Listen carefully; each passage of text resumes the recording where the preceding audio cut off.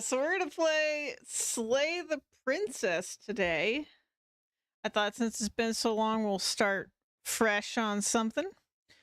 But before we do that, I just want to say I'm really sorry I've been gone for so long. I was sick for like 2 weeks and then some life stuff happened, and I'm actually sick again right now, but you know, it is what it is. I'm just surviving out here, man. I'm just doing what I can.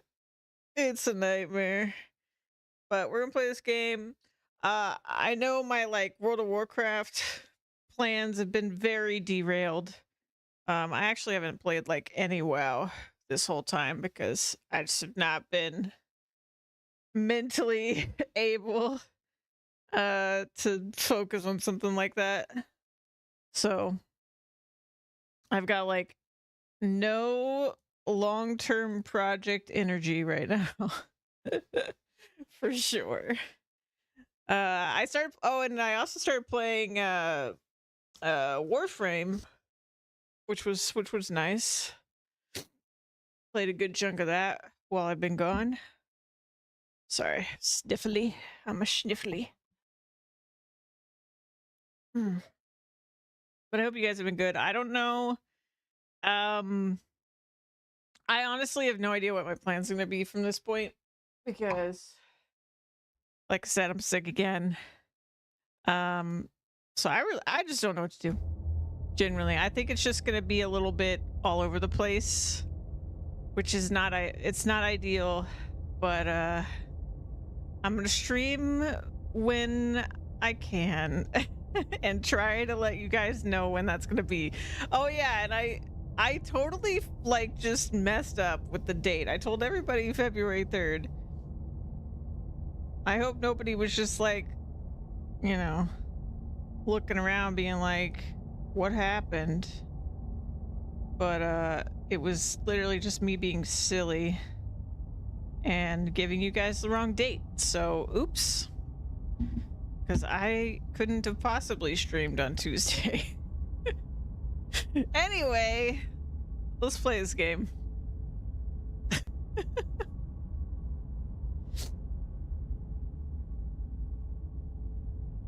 I'm happy your life is slowly getting better. I don't know if I am getting better. But yeah. This is a horror game. It is not intended for all audiences. Please visit our site if you need a list of specific content warnings. Louise said this game was good, so I'm not too worried. Slay the Princess contains flickering image effects. Parallel. Okay. Great. Whatever horrors you may find in these dark spaces, have heart and see them through. There are no premature endings. There are no wrong decisions. There are only fresh perspectives and new beginnings. This is a love story.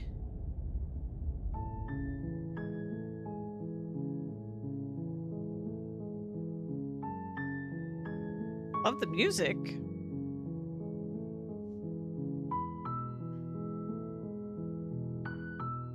Yeah, this is actually a game Louise owned, and I'm just playing her copy.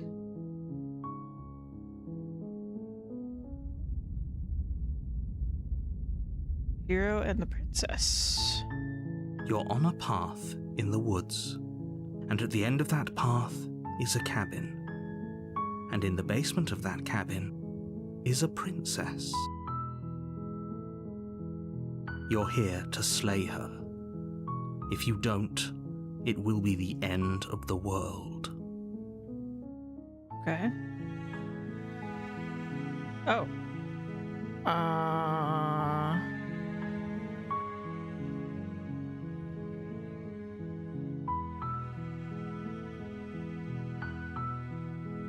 I have a lot of choices.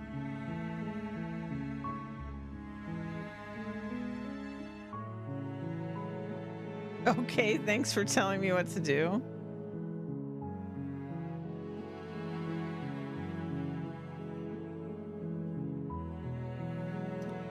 Huh. Man, we have a lot of choices.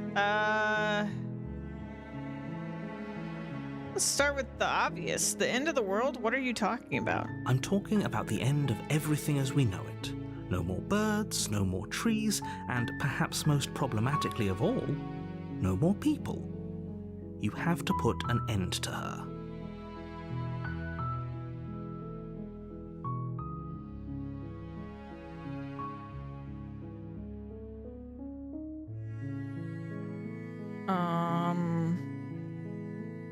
But how can a princess locked away in a basement in the world? Don't linger on the specifics. You have a job to do here. Just get in there and do what needs to be done. We're all counting on you. Do you have any evidence to back this up? Look, you're already on the path that leads to the cabin. Why would you be here if it weren't to complete a very important task? You've made it this far, you might as well reach the end of your journey. How did I even get to this path before we had this conversation?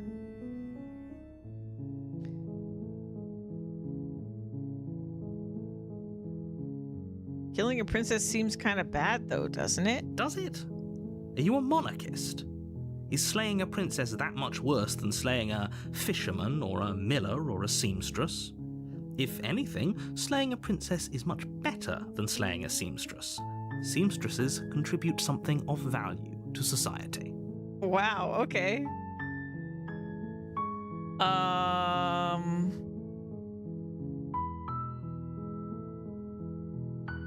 Have you considered that maybe the only reason she's going to end the world is because she's locked up? While I appreciate the mental exercise, we are running up against a bit of a ticking clock. Nevertheless, let me assure you, the princess is locked up because she's dangerous. She is not dangerous because she's locked up. And before you decide to waste even more of our time by asking how I know that, let me suggest a more pragmatic lens through which to view this situation. Causality doesn't matter here, because the end result is the same no matter what led us up to this point. If the princess leaves the cabin, the world will end, and there is no changing that. It's no use arguing semantics over a metaphorical chicken or egg, because the egg is hatched and it's about to ruin everything. Unless, of course, you do your job and slay her.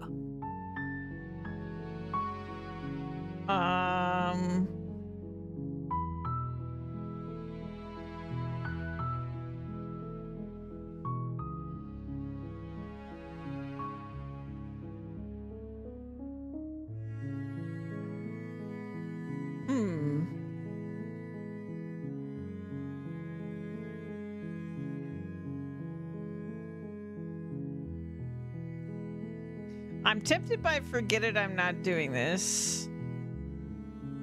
I don't like that he's not really telling me why or how. I'm just gonna say forget it, I'm not Are doing you this. serious? No, you have to do it. Oh. Okay.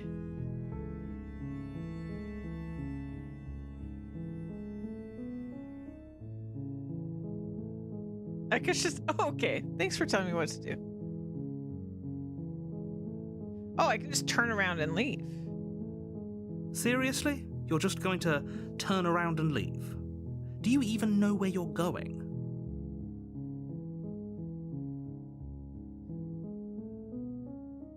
Okay, fine. Your princesses. I'll go to the cabin and I'll slay the princess. Oh, good.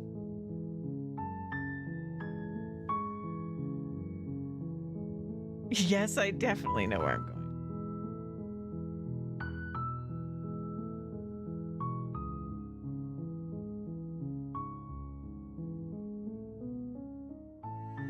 I'm gonna quietly continue down the path away from the cabin.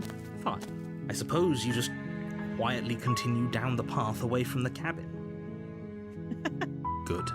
What we're being asked to do here is wrong. Better to wash our hands of this whole situation than to take part in it. Ignore that annoying little voice. He doesn't know what he's talking about. Wait.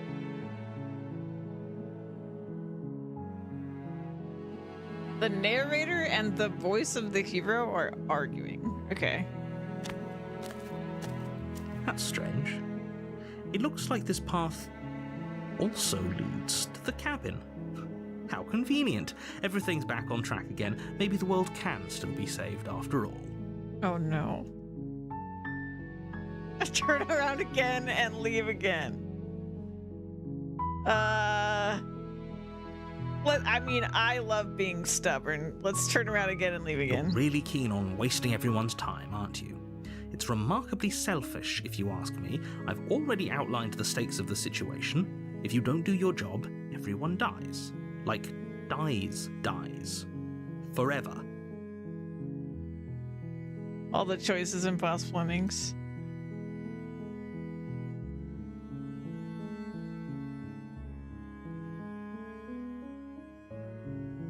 Quietly continue down. Your silence is deafening.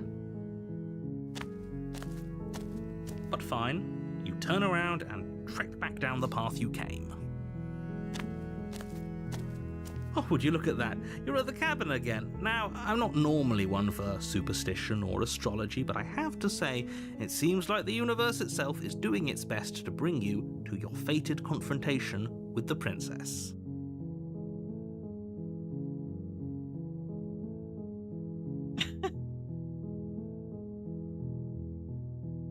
I mean, it's still giving me unique options, which is crazy.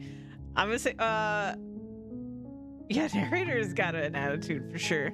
Oh yeah? Well, I guess I start walking in a different direction again. In fact, I'm going to just keep trekking through the wilderness until I find a way out of this place. There's always a choice. Let me tell you right now that you're making the wrong one for pretty much everyone who's ever lived, as well as for everyone who ever will. Dang. And here we go. As you trudge into the woods, something strange starts to happen. Okay. Oops. At first, it's little flickers out of the corner of your eyes. Glimpses of familiar wooden structures through the leaves. But as you focus on your surroundings, you start to realize that those flickers weren't just a trick of light.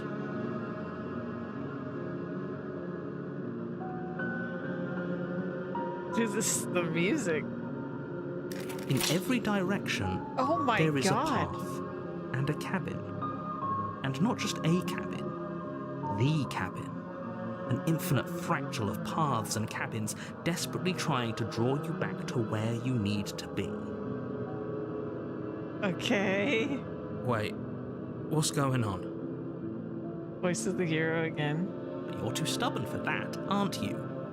It doesn't matter how many paths or cabins appear around you, you're just going to do whatever you can to shirk your responsibility because you care more about irritating me than you do about the fate of the world. No, I just don't trust you. You've doomed us all, you know that, right? But of course you do. Otherwise you wouldn't just wander off into the forest in search of certain death. You lose track of just how long you spend aimlessly tromping through the wilderness. But it's not like any of that time spent lost in the woods really matters, because it isn't long before the world ends and everyone dies. Oh, okay. Chapter 2, The Stranger. You're on a path in the woods. Oh, we've And at restarted. the end of that path is a cabin. And in the basement of that cabin is a princess. Was there squares over here before?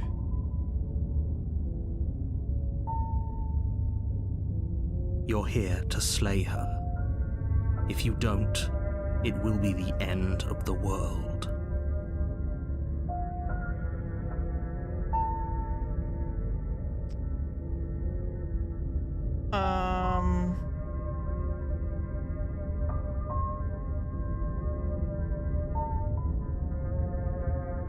Oh, those walls weren't there last time. Ah.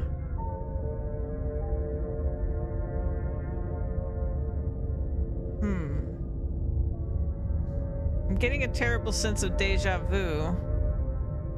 A terrible sense of deja vu? No, you don't have that. This is the first time either of us have been here. Uh-huh. Groundhog Day game perfect for beginning of February. If he doesn't remember what happened, then maybe it's best to keep it that way. I don't know. I think it's more fun if he knows what we're thinking. We've got a third He's voice. a captive audience. Voice of the contrarian.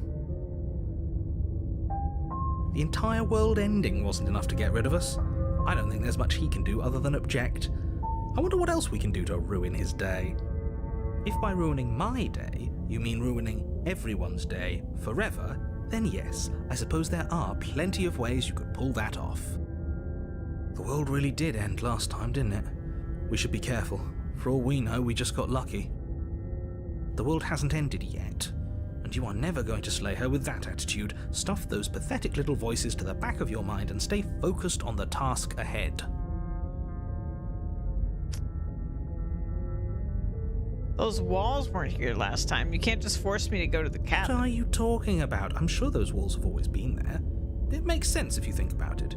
If there weren't any walls in the woods, someone might have gotten lost. Or, heaven forbid, someone other than you might have stumbled onto the princess. Uh-huh.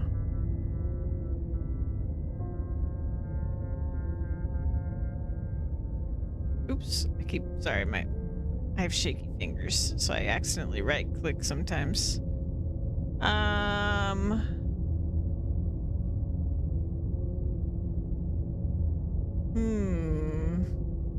Alright, I guess that we're going to the cabin.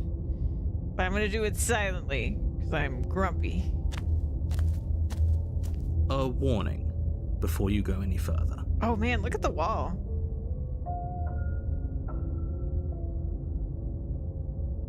She will lie, she will cheat, she will do everything in her power to stop you from slaying her. Don't believe a word she says. If we're stuck going in there, maybe we should believe her. Maybe she isn't a liar. Ignore him. He's just being difficult for the sake of it. Well, you can hear that voice, okay. Let's keep an open mind. Alright. Proceed into the cabin. The cabin interior is wrong. A confusing patchwork of many cabin interiors, all projected across what's almost the same space. But it's all shifted. An inch here, a foot there, such that the seams are never quite visible enough for the place to make any sense. Is that because of the multiple cabin thing I did, or is that just how this cabin always is?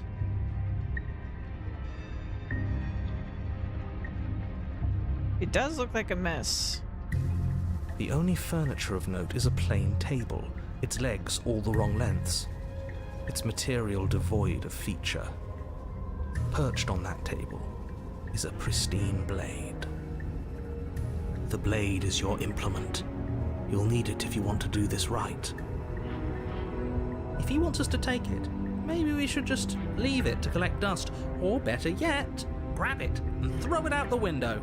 What good is a knife against a world-ending monstrosity anyway? No, we're taking the knife. Have you seen this place? We have literally no idea what to expect and no idea what we're dealing with. I've already told you what you're dealing with. You're dealing with a princess. How many times do I have to explain this incredibly simple and straightforward premise?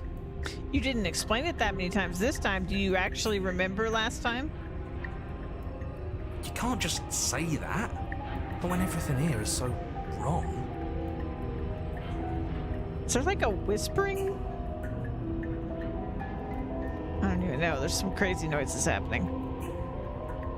Listen to me. My job is to describe facts as facts and to guide you through your job, which is to slay the princess and through that action, save the entire world. And if you're going to slay her, you cannot let fear creep into your heart. You cannot lose yourself before you even get to her. Oh, ho, ho, ho. You've piqued my interest. What's going to happen if we lose ourselves? Nothing, because you're going to pull yourself together. Just ignore the stressful geometry and stay calm. The stressful geometry. We got so much snow. Yeah. How? Even if we closed our eyes, you're constantly describing it to us. I'm not going to stop doing my job, so you're just going to have to get better at yours. And quickly, if you don't mind. Alexis, thank you for the bear love. Let me get some water.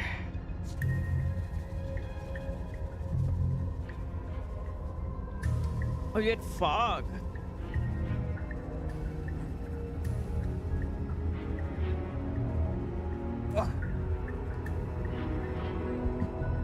Yes, take a deep breath. I'm all for getting under his skin, but we'll miss out on loads of fun if we shrivel up into a ball and go insane the first time we see something weird.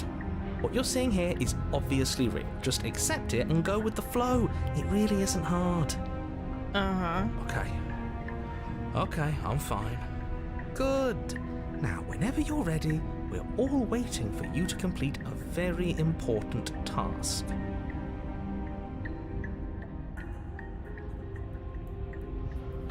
You didn't say anything about the mirror on the wall.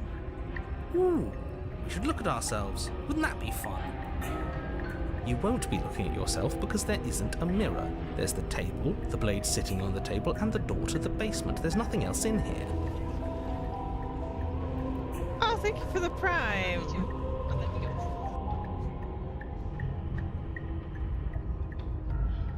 There's definitely a mirror.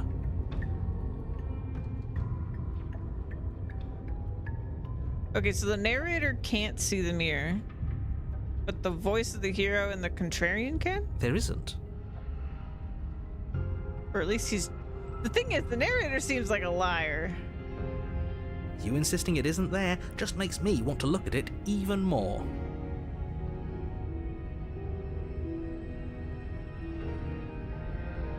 Why would you lie about that? What's the point? Exactly. Why would I lie about something so meaningless? What good would a mirror even do? That you waste time preening yourself instead of doing what needs to be done. I mean, we're gonna look in the mirror. You walk up to the wall next to the basement door. It's a wall. There isn't much to see here. Oh my gosh. This really isn't funny. Wipe the mirror clean. You reach forward and rub your hand against the cabin wall. I hope you know how ridiculous you look right now. I have a lizard arm.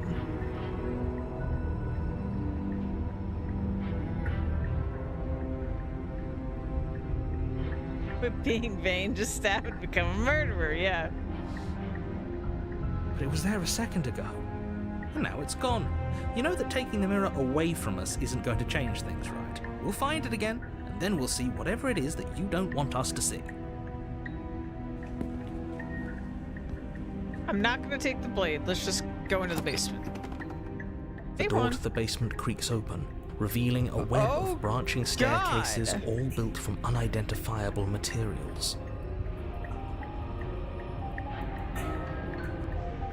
Nothing here seems to belong, and the closer you examine your surroundings, the more confused you get, your head throbbing with the effort of making sense of this place. None of the stairs even seem to go anywhere, let alone down.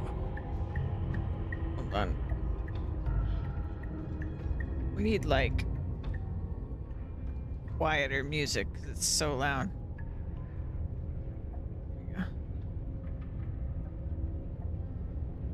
The air here has a sickening, almost sludge-like miasma to it, the kind of indiscernible quality that comes from the blending together of every scent there is at once. An odor that is simultaneously everything and yet the sum of it all coalescing into a thick, nauseating nothing. Going to bed. Okay, night one. Every scent at once. Oh yeah, I saw people were playing Neo 3. I guess they had early access. If the princess lives here, slaying her is probably doing her a favor. How are we going to find her? Her voice, a disquieting collage of tone and personality, drags up the stairs. Oh, there's like a demo. Oh, like a long demo. Okay. It's cool. I played the heck out of Neo 1. I got the platinum. And then Neo 2, for whatever reason, I felt like I couldn't understand the controls when that came out. But everyone tells me it's way better than the first one, so I really need to like go back and actually play it. Hello? Hi. What are you doing here? Are you here to kill? Oh. No, thank you. Oh, don't be such a baby.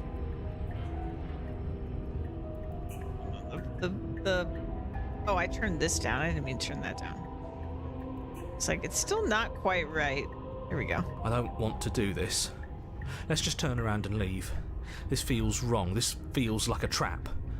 Like whatever we do, we're gonna die. I have to agree with that.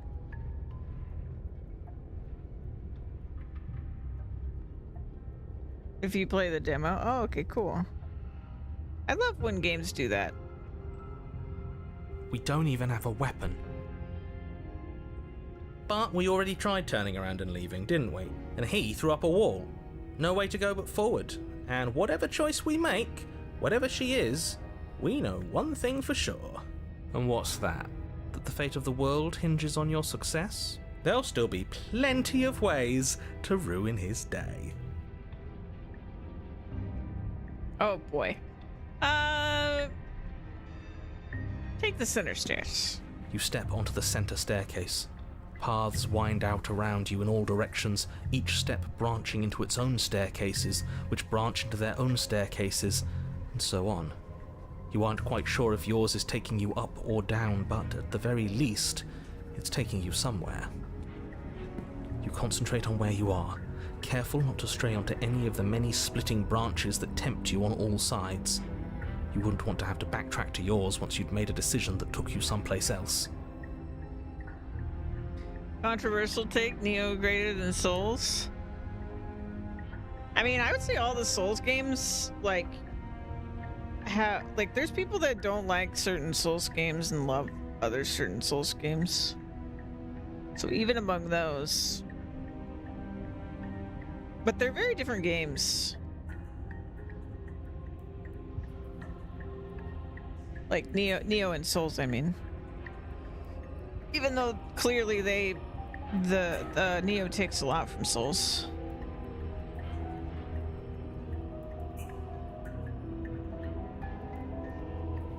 And so you take one Dear careful, Lord. focused step after another. One foot down, another foot down, another after that.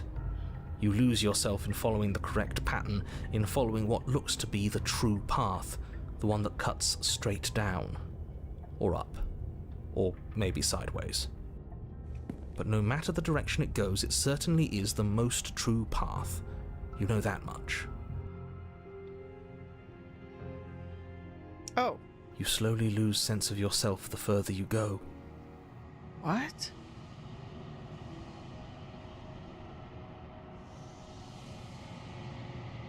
So that room of the cabin looks different? The wall isn't there? Time disappears, and you can feel yourself begin to untether. Oh man, look at the drawing. It's like losing detail. Physical sensations dull and then vanish, until the only things experienced are the endless repeating patterns and emotions of the journey, a continuous march forward to a destination long forgotten.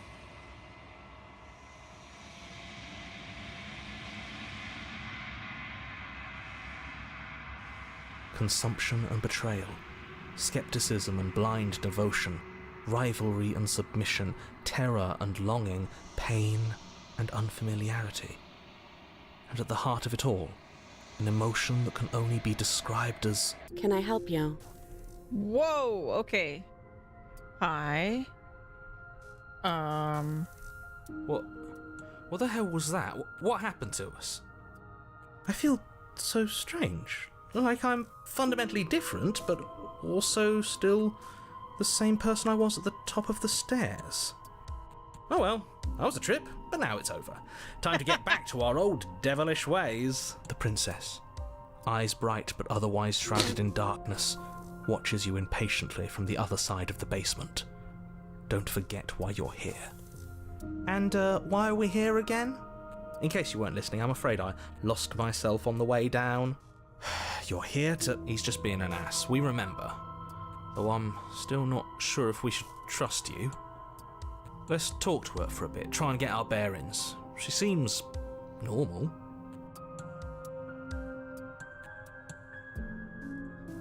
I'm sorry, I didn't realize I was here.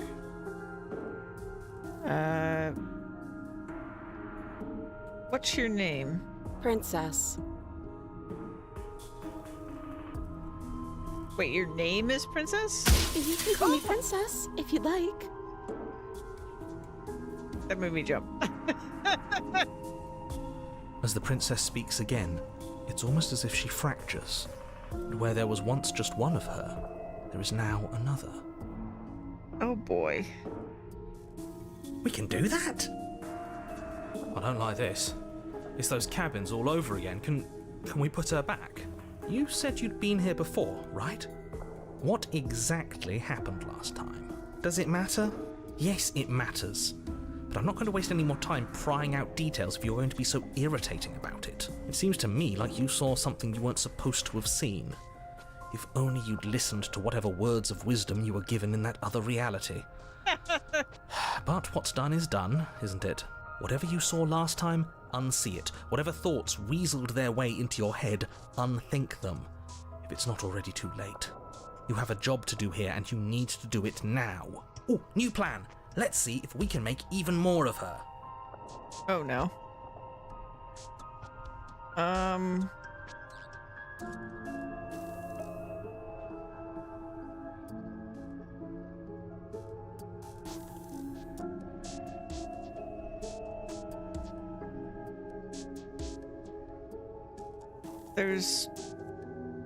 Getting down here was weird. Like I was pulled apart and put back together again. Do you know what happened to me? I don't remember what it was like before I was in this place. Why would I know what happened to you? Okay. We're probably stuck down here forever, aren't we? There's no way out, and barely a way in. Okay. Sometimes I feel like I'm being pulled apart too. It's so terrifying down here. But at least now you're not alone. And I'm not alone either.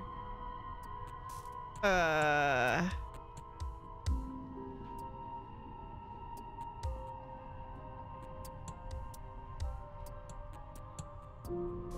already have the game, Lexus, but thank you.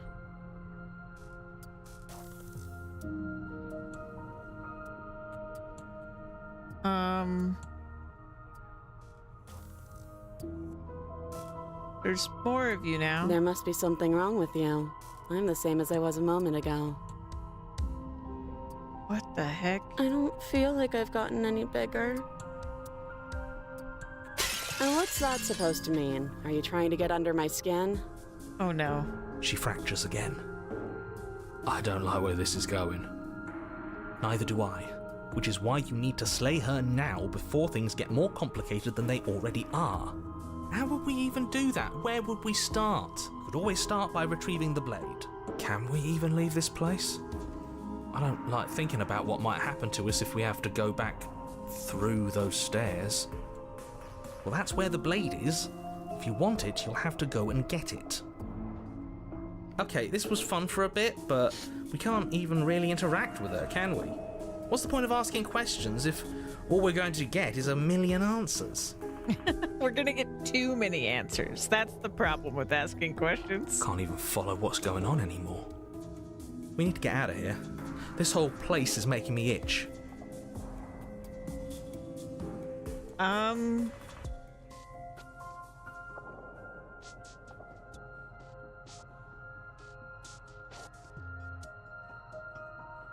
just gonna try to... Wait. It's highlighting two options at once? Wait, what? Is that on purpose? Is that because it's broken?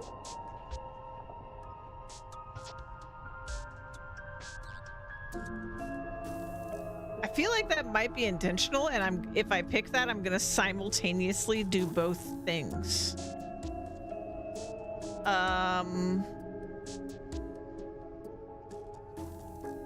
You're apparently a threat to the world. I was sent here to slay you. I don't have any weapons, and I'm chained to a wall. Do I look like someone that could end the world? Do I look like a monster?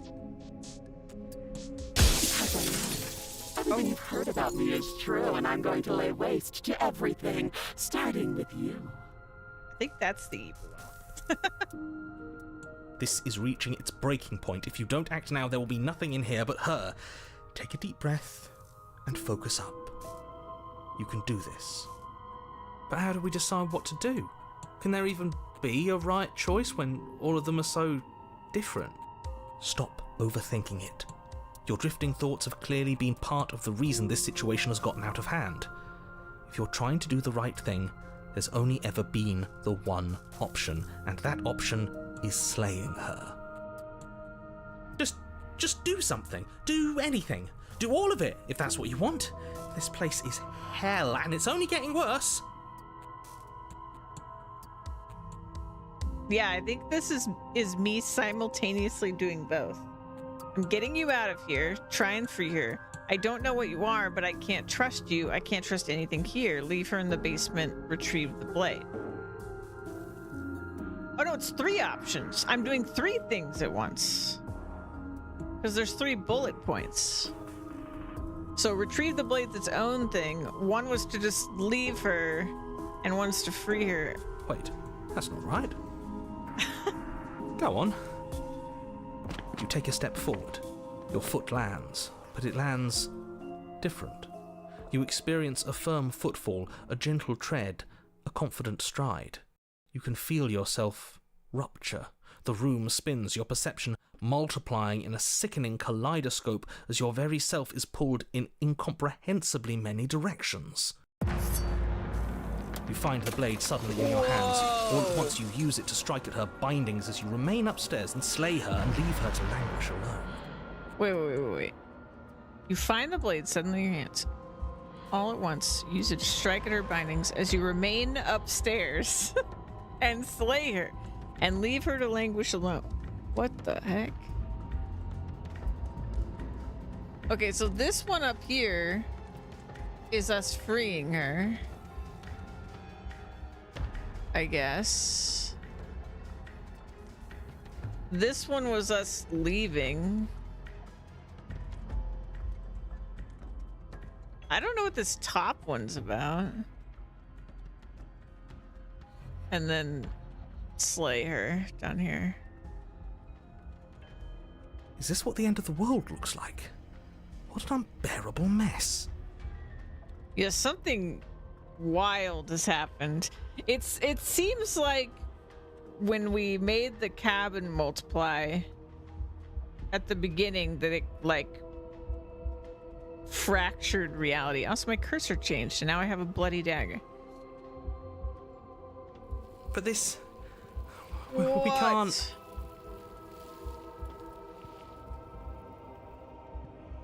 What the? Look at the... Oh no. Do you not have anything witty to say? I could use a good bit of wit right now.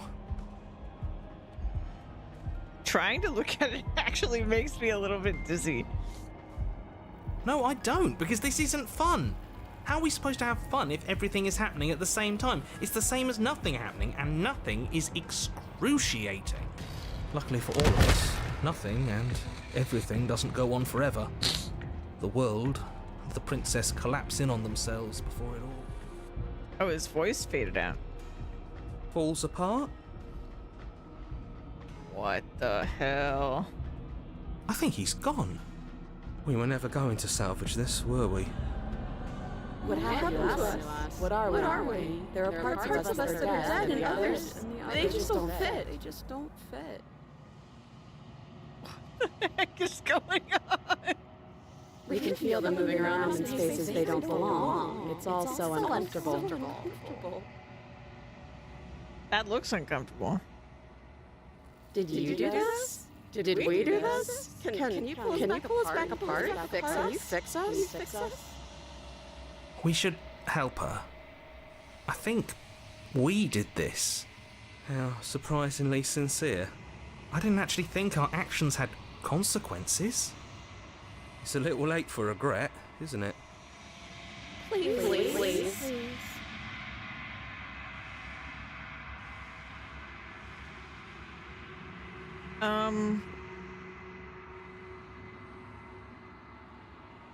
I'll do my best. Oh.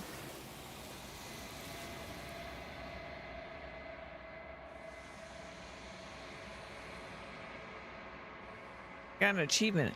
But you don't know if she had the chance to hear your reply. She's gone. Replaced with something else. She's gone. Where did she go? Should we try and find her? And there's that mirror again. Why is it here? Why now?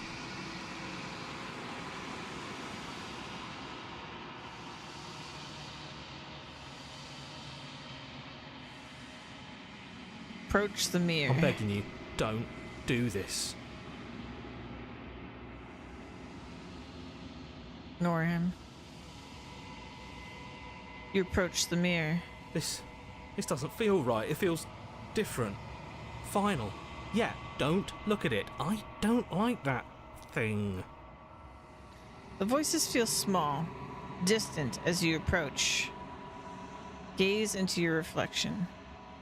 Silence as you reach forward. They're gone, but the mirror remains. It's time for you to see what's in it. It's you. You are alone in a place that is empty. It is quiet here. Proceed to the cabin. You are at the cabin. Approach her. Something finds me in the long quiet and brings me the gift of a fragile vessel.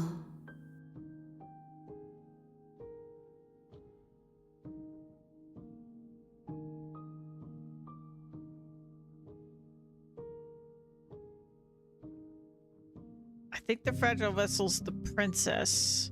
So something's like in the princess? Something's taken the princess? Let her out of there. I'm sorry. There are some changes that can never be undone. There are some tears that can never be unshed. This is not a place that can hold a fragment of a concept. The moment she arrived here, she was going to return to me.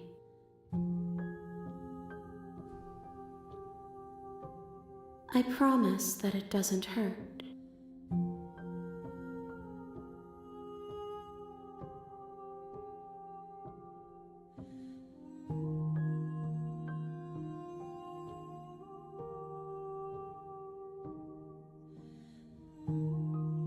Oh, wow. Okay.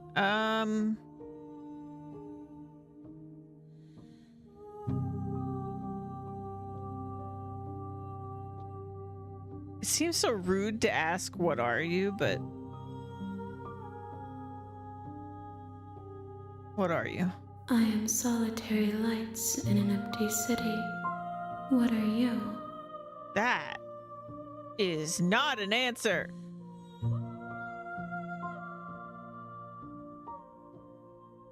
Solitary lights, what do you mean?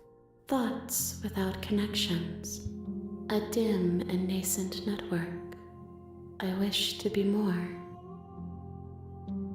Okay.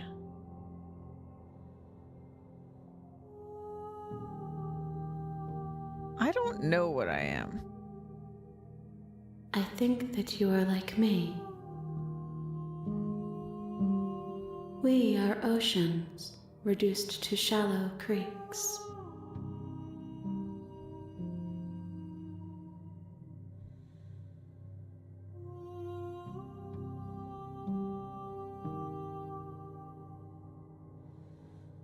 Do you know about the worlds beyond this place? I know only that they are. Okay.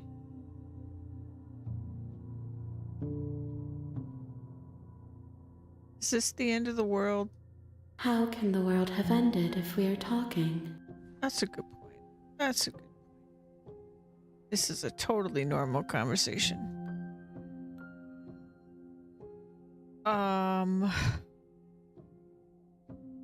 What happens now? Nothing, as we are. But I know that there are worlds beyond us, and that we are meant to reach them. Okay. There is no exit, but this vessel is a creature of perception. She can make you forget, if only you believe her to be able to. Okay.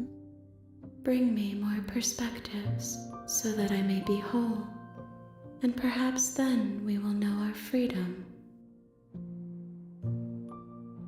Is she asking me to go again from the beginning?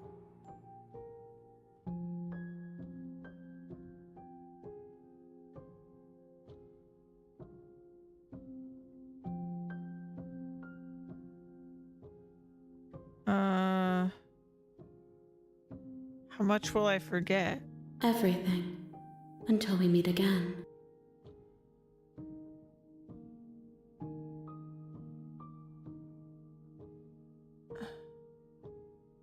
How many more pieces of you do I have to find? More than you have found, but less than there are to find. I am infinite. The rest will find their own way home. More than you have found, but less than there are to find. Okay.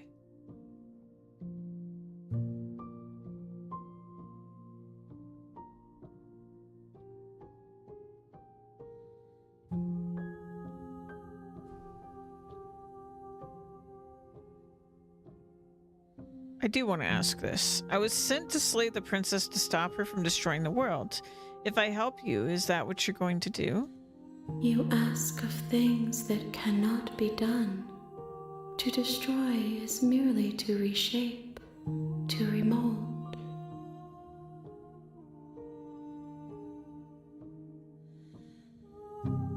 You're being semantic. What are you going to do if I help you?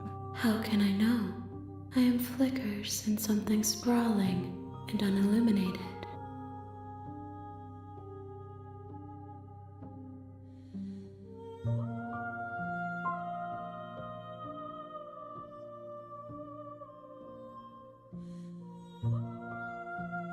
And what if I don't let you do this to me? Then we will be here forever, as we are now. Unfinished, dry, hollow.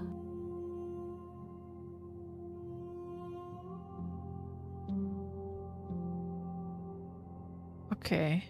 Make me forget. She asks that I tell you to remember her. Oh. You won't. Oh. Everything goes dark and you die.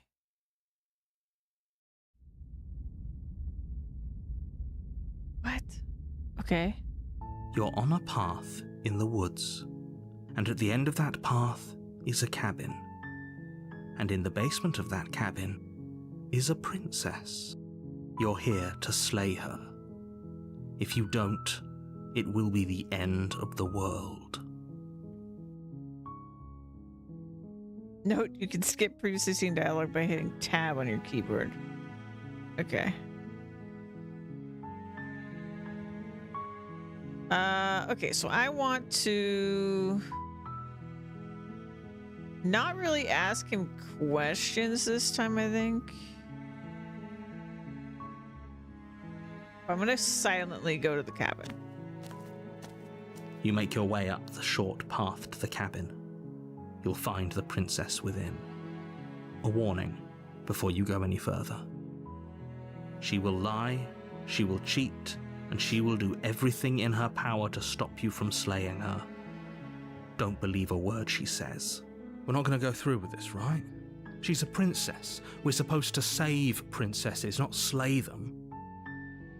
Okay, so the voice of a hero has a problem with this regardless of me. Like, I'm not giving him a problem with it. He just has a problem with it. Ignore him. He doesn't know what he's talking about. Okay. Seed in the cabin.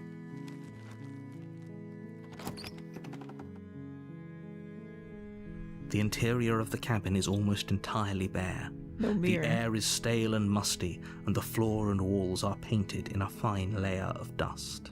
The only furniture of note is a plain wooden table. Perched on that table is a pristine blade. Okay, so this seems way more normal.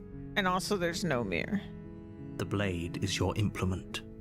You'll need it if you want to do this right. I'm not going to take the blade. I'm just going to enter the basement.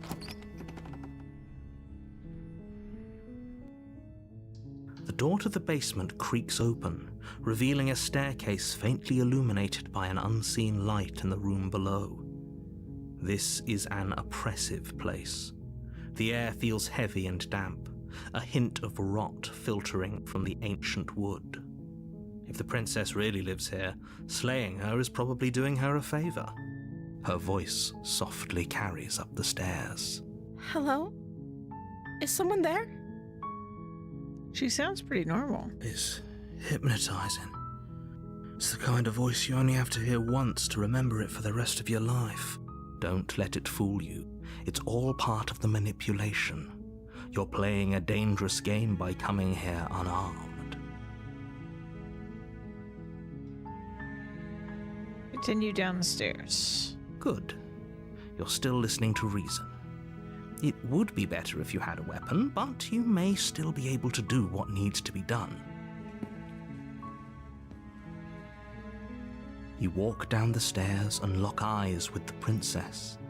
There's a heavy chain around her wrist, binding her to the far wall of the basement. She's beautiful. How could someone like this be a threat to anyone?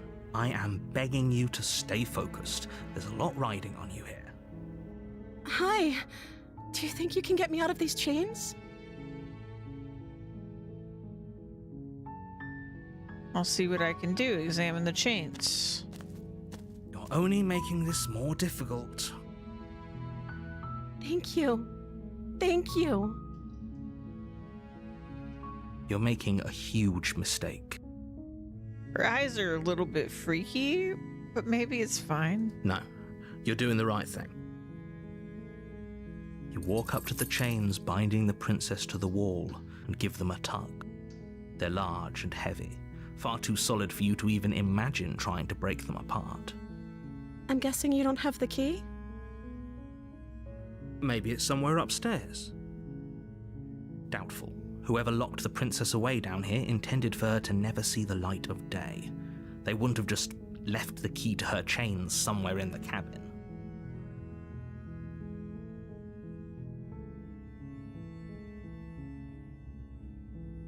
I'm gonna check upstairs. Maybe the key's still lying around somewhere up there.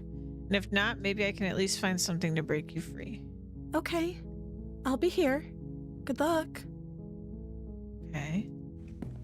You attempt to make your way out of the basement, but the door at the top of the stairs slams shut. You hear the click of a lock sliding into place. Who's doing that? Is someone else here?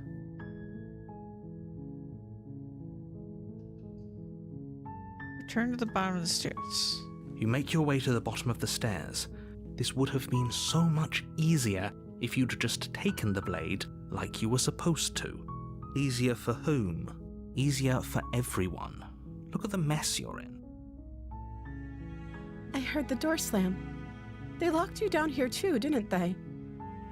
There's a slight panic rising in the princess's voice. If I could just get out of these chains, I know we could force our way out of here together. She barely hesitates before raising her arm to her mouth, her teeth tearing through her limb with the determination of a trapped wolf. Oh no! As she rips her flesh from her bone, a sound comes from behind you, the clang of bouncing metal. It's the blade from upstairs. You're not sure how it made its way down here, but if there's a time to strike, it's now. Or we could use it to free her. You won't like what happens if you do that. Save her. I mean, she already freaking chewed through her arm, but save her. Fine. Against your better judgment, you place the blade against the ragged, self-inflicted wound on the princess's arm, just above the unyielding chain binding her to this place. Oh, okay. I'm just like, so she doesn't have to gnaw on it. I'm just gonna cut it off for her. Okay. You cut into her flesh. The blade is sharp, and it takes little effort to crack through the bone of her arm. She doesn't seem as bothered by this as I feel like she should be. Her limb falls to the ground, and the heavy chains follow suit. She didn't so much as utter a sound through the whole ordeal. That's what I'm saying, man. No, she didn't. She smiles softly as her gaze meets yours, blood from her wounded arm dripping rhythmically to the ground. Oh, that can't be good. How is she still smiling after everything? It's like she isn't even bothered by what just happened. Thank you. Now let's get out of here. Okay. Approach the locked door. No, we won't have any of that. The stakes are too high. You can't just let her escape into the world. No, I can't just let her escape into the world. As the princess approaches the bottom stair, your body steps forward and raises the blade. Wait! Stop it! Wait, this isn't fair. You can't just do that. Watch me. What are you doing? No! No! Warn her. Warn her. Stop that. Something's come over you, hasn't it? You know you don't have to do this, right? Your body lunges forward, the blade held low, ready to sink into her heart. But the princess dodges, stumbling back against the wall before the blade has a chance to connect. Stop it. Stop trying to resist me. I'm trying to get you out of here alive. No. Resist. The blade. Move the blade. As your body remains frozen in stubborn resistance, the princess takes a cautious step forward. We both know this isn't you. She nervously reaches towards you and takes the blade from your infuriatingly rigid hands. What are you doing? I'm sorry. I'll try to be quick. Uh-oh. She plunges it into your chest, tearing through flesh and sinew. It is agony. But you aren't dead yet. Oh no! I'm so sorry. Stay strong. We can tough it out until it's done. For her sake. For her sake? Don't you start pretending that dying a painful death is some sort of heroic gesture. The two of you have literally doomed everyone. I don't know, man. I don't trust the narrator at all. Whatever. She sinks the blade into your chest again and again and again, and you feel every inch of burning pain that slices its way into your body. I'm sorry. Oh, God. She doesn't know how to use a knife, does she? Apparently not, though it doesn't matter how sloppy her blade work is, does it? A stab wound is still a stab wound, and it won't be long before you bleed out. I'm so sorry. I feel pretty bad for her right now. With one last thrust of the knife, your legs give out beneath you. You collapse to the floor, your blood pooling around you, your limbs unresponsive. The princess stares down at your ruined chest as tears carve rivulets of pink down her blood-spattered cheeks. It can't just end like this, right? Oh, that's rich coming from you. As much as I'd prefer for things to have gone differently, I can't deny the reality of what's happened. The two of you made your choice. It's over. Everything goes dark, and you die. Chapter 2, The Damsel. Okay, it's a different Chapter 2 title. You're on a path in the woods, and at the end of that path is a cabin. And in the basement of that cabin is a princess. You're here to slay her. If you don't, it will be the end of the world. Okay.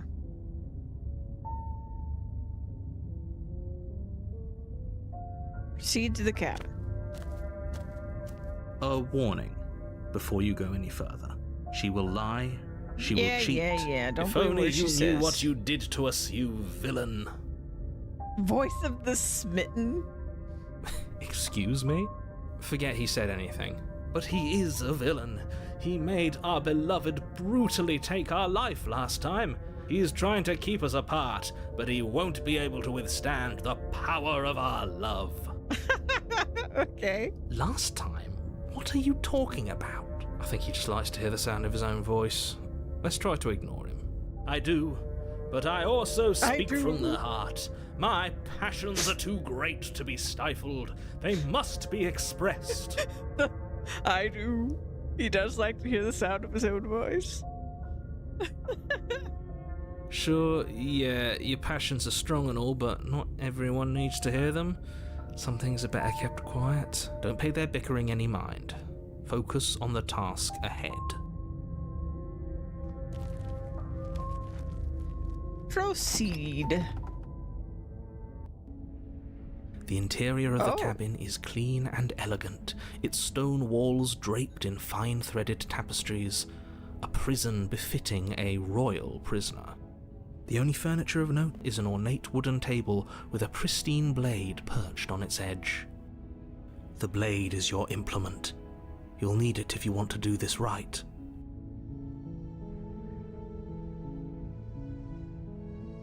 Should I approach the mirror again?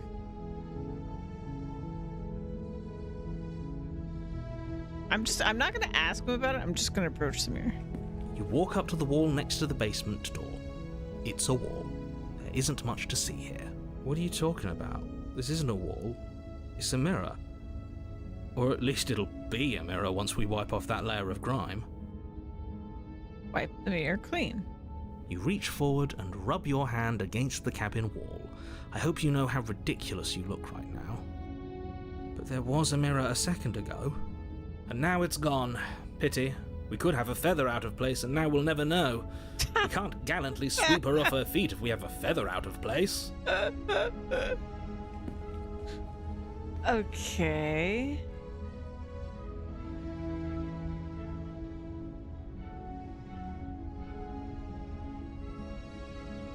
I kind of want to take the blade just because it might help us get her out.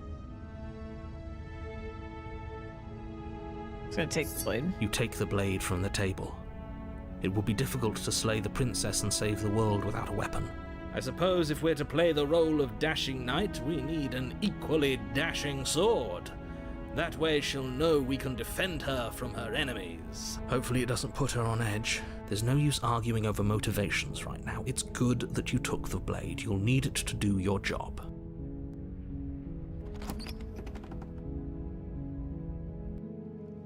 The door to the basement creaks open, revealing an intricate stairwell. Gold-trimmed carpet glimmers in the light of the torches positioned along the walls. The basement almost seems welcoming in the dim firelight, but it's still a stone basement. If the princess lives here, slaying her is probably doing her a favor. A soft voice carries up the stairs. Hello? Is someone there? Her voice. It's somehow even more beautiful than last time. I think we're in love.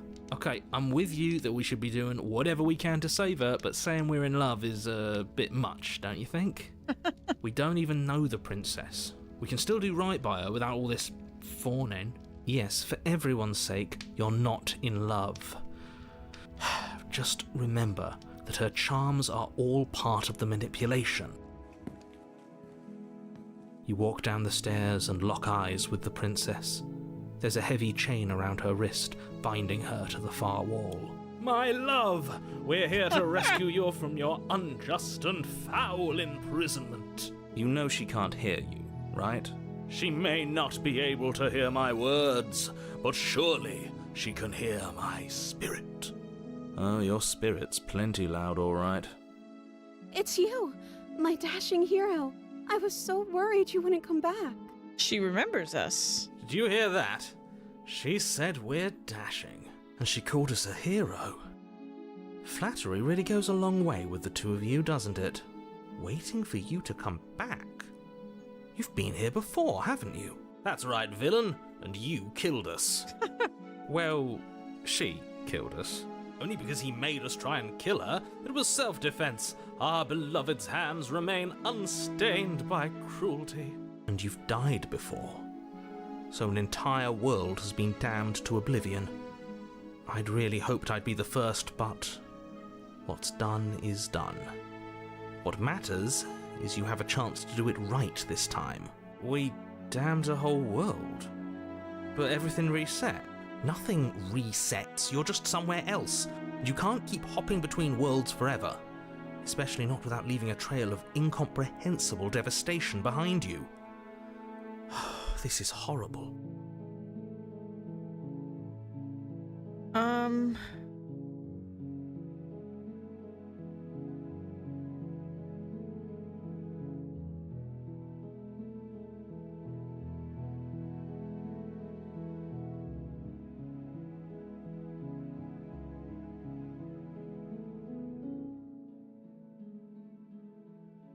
Do I have to cut you out again? I really didn't care for that last time. I'm okay with whatever you come up with.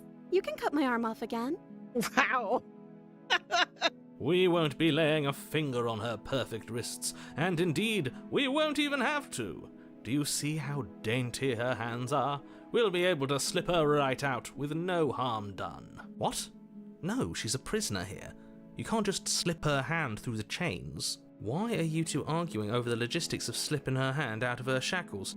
She just said she'd be okay with any idea we came up with. Am I the only one here who thinks that's weird? She didn't care last time. Why should she care this time? That's our stoic, smiling angel.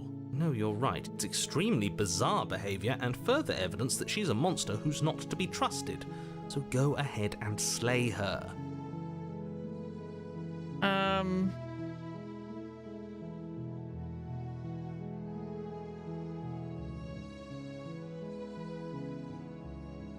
I'm sorry about what happened last time. The narrator who sent me here to kill you took over my body. It was extremely unfair. If another version of me was pushed to such drastic action, it was for good reason. That's okay. You were just doing your best, and that's all that matters. Wow. She took that in stride. To a surprising extent. An almost unsettling extent, actually. Yeah. That's because she's perfect. Wow. Do you think she has someone like him telling her what to do? She doesn't. There's no one else like me. Yeah, except for the other guy. I think he's right, because I like it better if she doesn't have some horrid little voice like him, always trying to drive her to violence.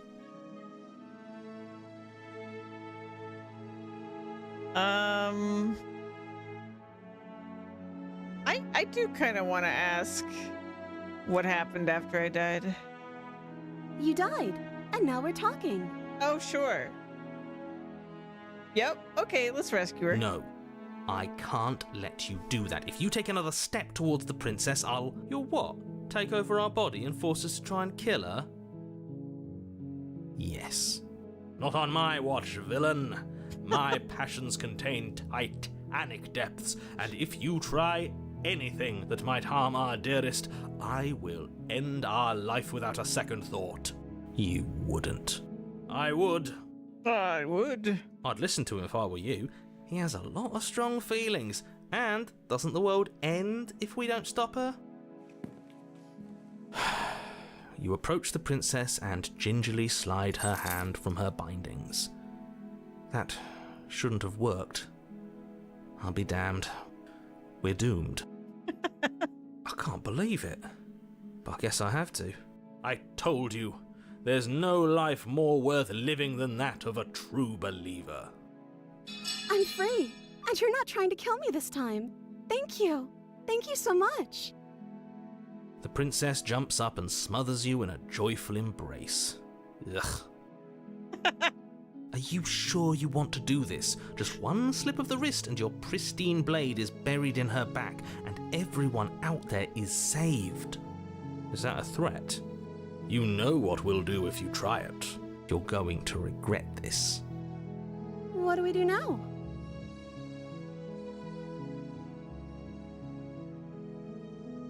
What do you want to do? Let me guess. End the world? Spoken with the rank cynicism of someone who has never felt love in his heart. I don't actually know. Nobody's ever asked me what I wanted before. Oh, it's sad. She doesn't even know what she wants. You may have had her all wrong. What if this whole thing is just a misunderstanding? What if she doesn't want to end the world? You're so gullible.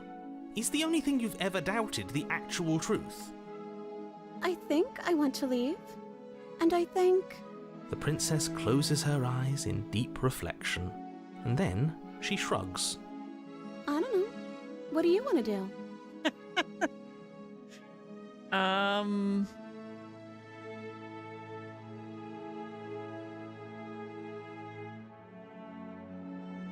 Let's see. If you want to leave, then let's leave. That sounds perfect. Great. As the princess takes your hand in She's hers, sparkling. you let your blade tumble uselessly to the floor, and with it tumbles the last hope for the entire world. Wow. We have each other. We don't need the world for our happy ending. I like to think that you do, actually. Look, I have my doubts, but the choice has been made and this is happening. You don't have to mope about it. I will mope about it, because moping is the only recourse you love-blind fools have left me with. You and the princess walk up the stairs, hand in hand. Ugh, look at the way she's smiling at you. She doesn't have to be so happy about this. And what happens after we walk up the stairs? Let's see. Oh, isn't that interesting? The door slams in your face and the lock clicks. That's a familiar move. Did I do that last time? Then you should know that you won't be able to leave. Oh no! Did someone lock us in here? That's not fair! We're supposed to leave now. She's right. It isn't fair. But the unfairnesses of the world are no match for the strength of true love. Oh my god, this guy. Enough with this true love. Oh. Enough of this true love nonsense. You just met her. Of course you wouldn't understand. Our passions run deeper than anything you have ever known.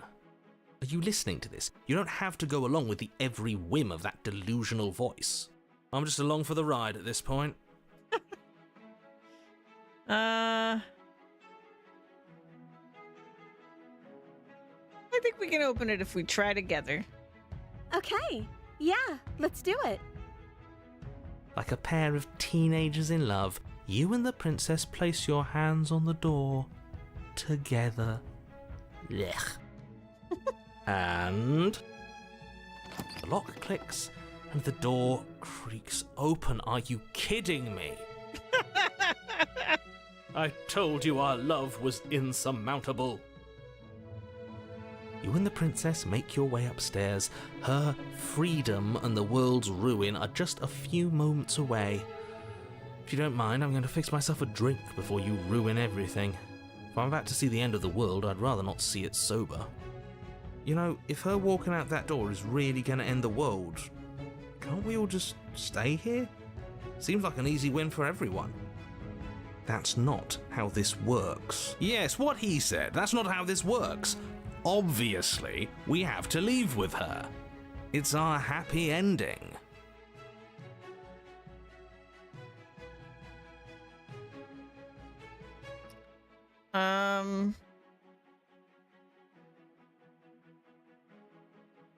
Just ignore them. That's the way out.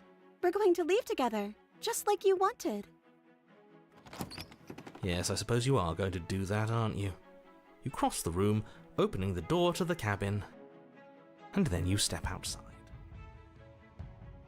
Our happy ending at last. We did it. What should we do now? Where did everything go? Where did he go? Oh, is he gone?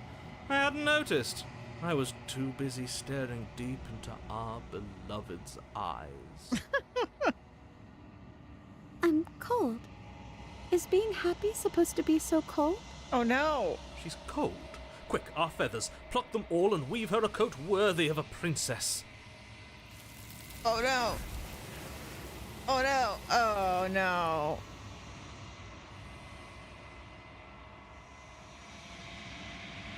but you don't get the chance to make that jacket. Nor will you ever. It's time for you to leave. Memory returns. She's gone. Where did she go? Should we try and find her? And is that a mirror? Why is it here? Why now?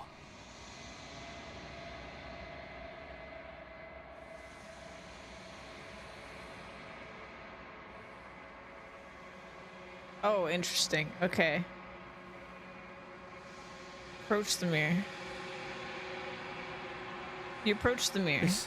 This doesn't feel right. It feels different. Final. Yes. I fear that we won't like what we'll see. What if we just sit here and preen for a while? That can't hurt, right? The voices feel small, distant as you approach.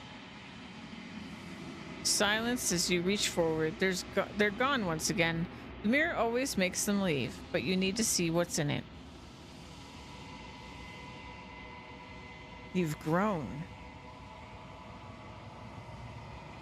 You find yourself in the long quiet once again.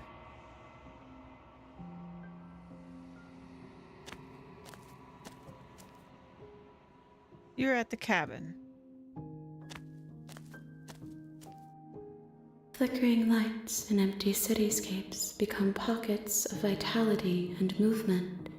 I am more than I was before. Yeah, she looks different.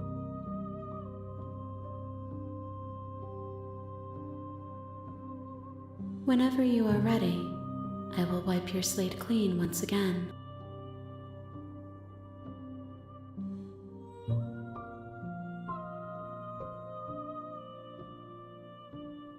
What does it feel like to change like this? Eyes close in reflection. Perspectives meld together, and the breadth of my experience stretches to new corners.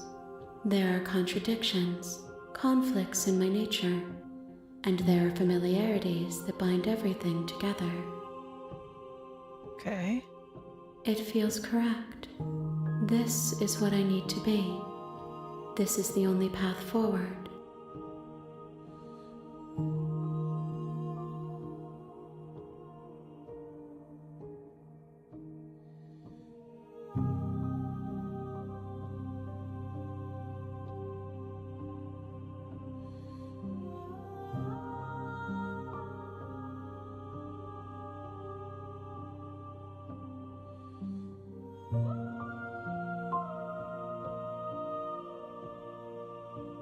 Oh man, we have so many choices.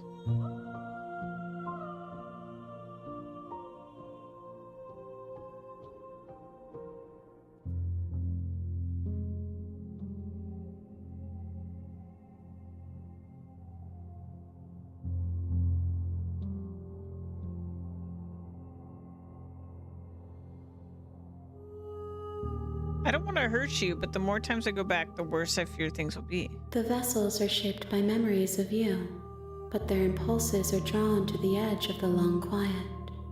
To them, you are a gate to something more, and any hurt you've caused them is understood as a fair price for freedom.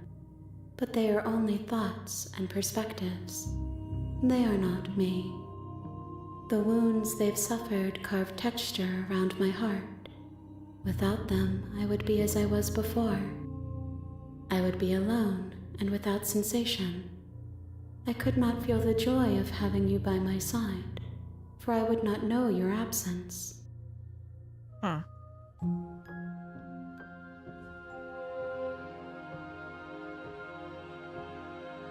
When this is all done, do you know what you want to do? With every gift you bring me, I excavate the alleys of what I am meant to be, and every exploration yields new and complicated truths. What I will be is different than what I am, and what I am is different from what I was. I cannot tell you what desires I will hold when I have changed, but in this moment, all I want is to know myself and to know you.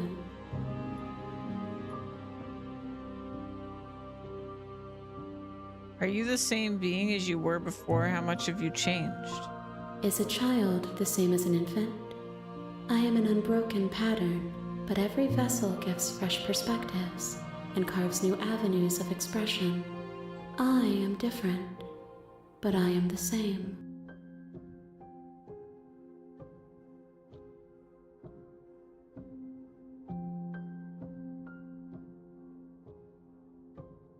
So this is seeming to imply like the gameplay mechanic prevents me from doing things I've done before.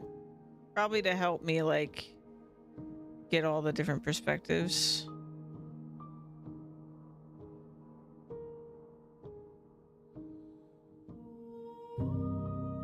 These two options are interesting.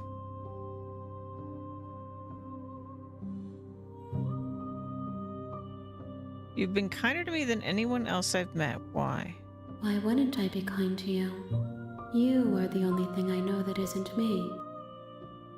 I mean, I guess she doesn't know the like any of the other voices. She just knows me.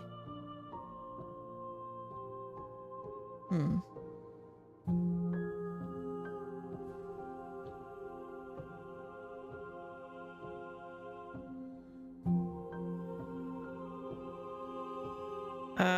Do you have any thoughts on this vessel? This one is soft and delicate. You molded her to love you, and she'll make for a gentle heart.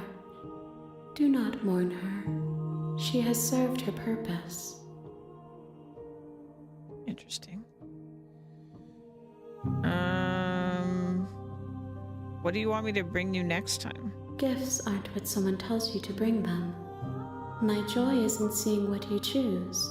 There are no wrong answers, and every perspective illuminates my shadows and shares new secrets.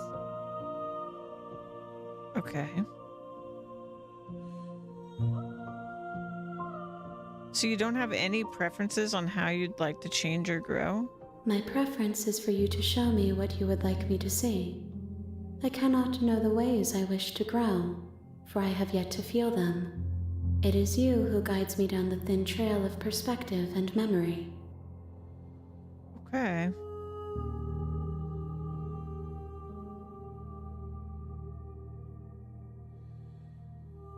I'm ready to go back. I will long for your return, but it will give me time to reflect on what I am. We will meet again. Everything goes dark and you die.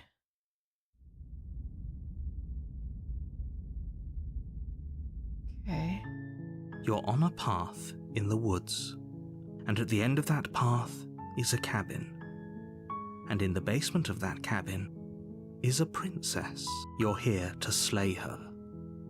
If you don't, it will be the end of the world.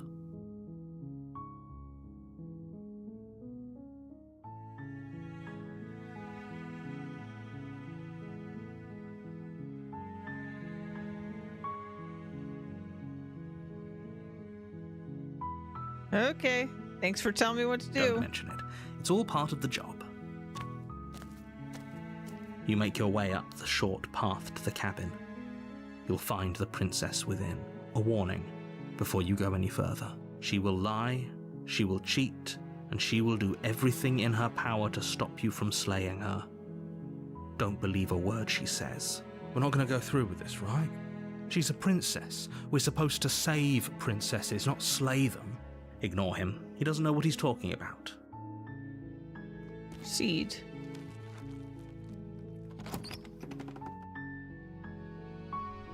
The interior of the cabin is almost entirely bare.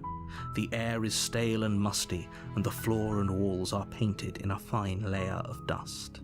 The only furniture of note is a plain wooden table. Perched on that table is a pristine blade. The blade is your implement. You'll need it if you want to do this right. Alright, we'll take the blade.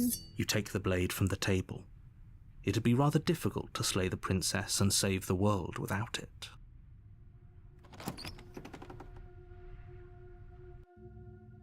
The door to the basement creaks open, revealing a staircase faintly illuminated by an unseen light in the room below. This is an oppressive place. The air feels heavy and damp, a hint of rot filtering from the ancient wood. If the princess really lives here, slaying her is probably doing her a favor. Her voice carries up the stairs. Who's there? Whoa, her voice is different. She sounds dangerous. It's almost as if she's the one in charge down here. Don't let it fool you. It's all part of the manipulation.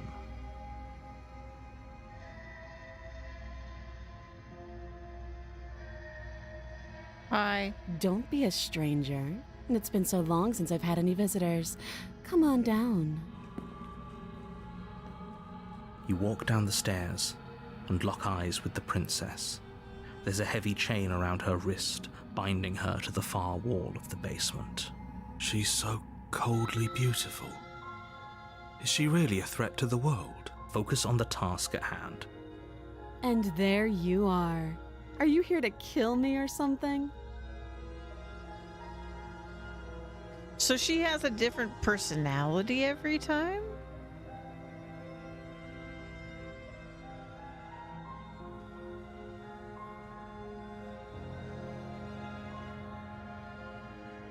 Nuh-uh.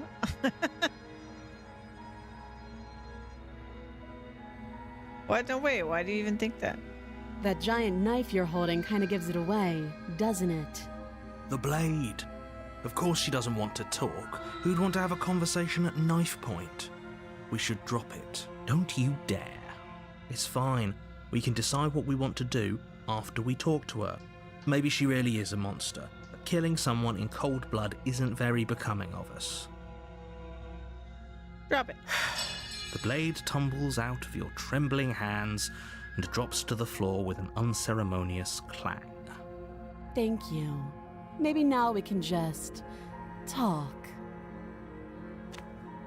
Against your better judgment, you step forward to speak with the princess face to face. Unarmed. We'll be fine. I don't know what you're hoping to accomplish here, but I can assure you there's no reasoning with her. Just make sure you don't forget about the blade on the floor. You're going to need it. So here we are. What an awkward start to a relationship.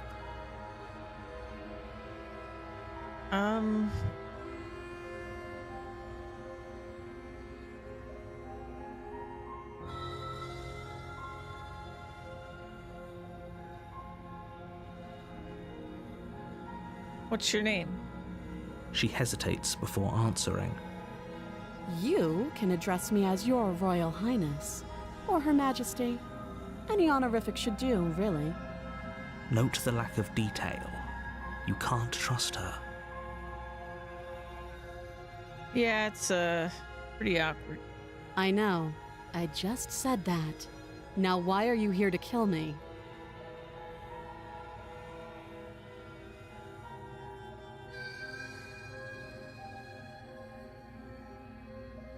I've been told things, but I'm not sure what to believe.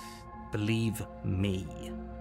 And do you think asking me what to believe is going to suddenly make everything crystal clear? Let's not pretend that's going to happen. As far as you're concerned, and as far as they're concerned, I'm going to say whatever I have to get out of here. That's just the dynamic of our situation.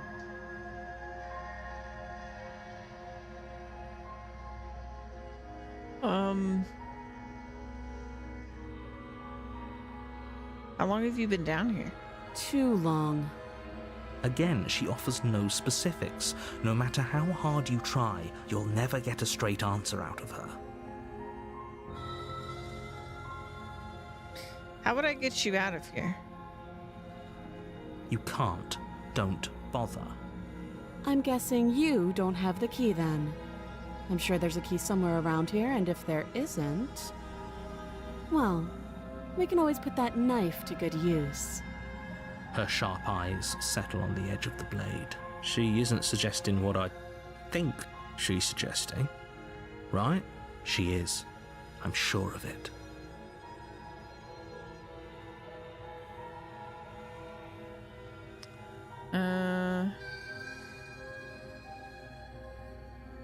There's people out there who think you're going to end the world. What do you have to say about that? Don't just tell her that. Is that why they threw me down here? But I don't want to hurt anyone. I like the world, I think. I don't remember much about it, to be honest. I've been down here a long time. Just how long has she been down here? If I'm supposed to be capable of ending the world, then how did I wind up here, chained to a wall? Have they told you why I'm allegedly so dangerous?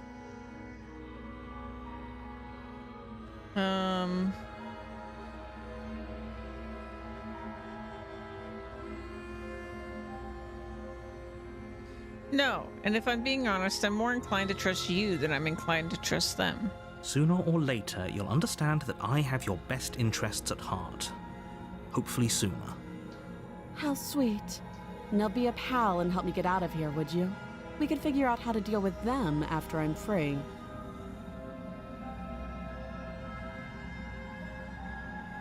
Okay, examine the chains. I'll see what I can do. You walk up to the chains binding the princess to the wall and give them a tug. They're large and heavy, far too solid for you to even imagine trying to break them apart. If you don't have the key, maybe you should go looking for it. I'm sure it's somewhere upstairs. Doubtful. Whoever locked the princess away down here intended for her to never see the light of day. They wouldn't have just left the key to her chains somewhere in the cabin. You said that before.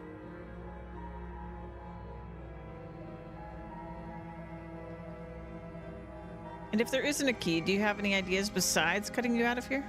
That would be fine. I can lose an arm. Dang, this lady, man. She speaks with almost complete nonchalance. If we were stuck down here for long enough, I'm sure we'd be nonchalant about cutting our way out. Anything to finally be free. You attempt to make your way out of the basement, but the door at the top of the stairs slams shut. You hear the click of a lock sliding into place. Who's locking the door? Is someone else here? Hey, let me out Your of here. shouts and pleas are met with silence. You're here to slay the princess, and you won't leave until the task is done. Turn to the stairs. You make your way back to the bottom of the stairs. This would have been so much easier if you'd simply slain her like you were supposed to. Easier for whom? Easier for everyone. I heard the door slam. They locked you down here too, didn't they? The knife. Pick it up and cut me out of here. You won't like what happens if you do that. Save the princess. Against your better judgment, you place the blade against the princess's arm, just above the massive, unyielding chain. You cut into her flesh. The blade is sharp, and you make quick work of it. Before long, you're able to crack through bone, and she pulls the bleeding stub of her arm through the iron gauntlet. She didn't so much as utter a sound. Free from her bindings, the princess turns to face you, her fierce gaze meeting your eye. How is she so composed after losing an arm? It's like she isn't even bothered by it. Thank you. Now let's get out of here. All right, approach locked door. No, we won't have any of that. The stakes are too high. You can't just let her escape into the world. No, I just can't let her escape into the world. As the princess approaches the bottom stair, your body steps forward and raises the blade. Ooh, I don't know that this princess's personality is gonna take to this very well. Wait, this isn't fair. You can't just do that. Watch me. Warn her. Stop that. I thought this was a little too easy. Yeah. Your body lunges forward to sink the blade into her back, but the princess swiftly moves out of the way before you can connect. Stop it! Stop resisting me! I am trying to get you out of here alive. The blade. Move the blade. You're doing your best to help me, aren't you? I can see the conflict in your eyes. Oh, she's aware too. Okay. Even this different personality. I'll make this quick. She might actually make it quick. She steps forward and pries the blade from your rigid hands. Maybe I'll see you in another life. Most definitely. And then she slits your throat with an almost clinical ease. Her face remains unchanged as she watches you collapse to the ground, blood flowing from your butchered neck. This is the end, isn't it? I'm afraid it is. Everything goes dark, and you die. I hope it was worth it. Prisoner. You're on a path in the woods, and at the end of that path is a cabin. And in the basement of that cabin is a princess. You're here to slay her. If you don't, it will be the end of the world.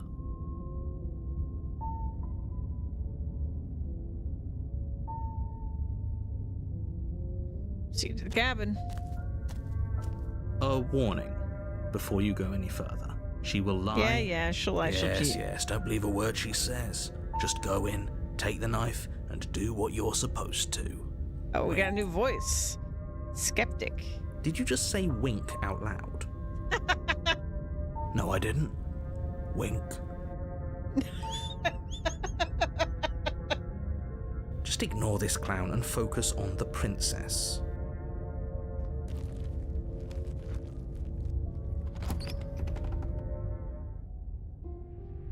The interior of the cabin is less a cozy woodland retreat and more like a dungeon. A few pathetic wisps of starlight attempt to illuminate the cold, uninviting stone walls, and thick, wrought iron bars barricade the windows, reminding anyone who enters that this is a prison. The only furniture of note is an iron table, bolted to the floor, a pristine blade perched on its edge. The blade is your implement. You'll need it if you want to do this right.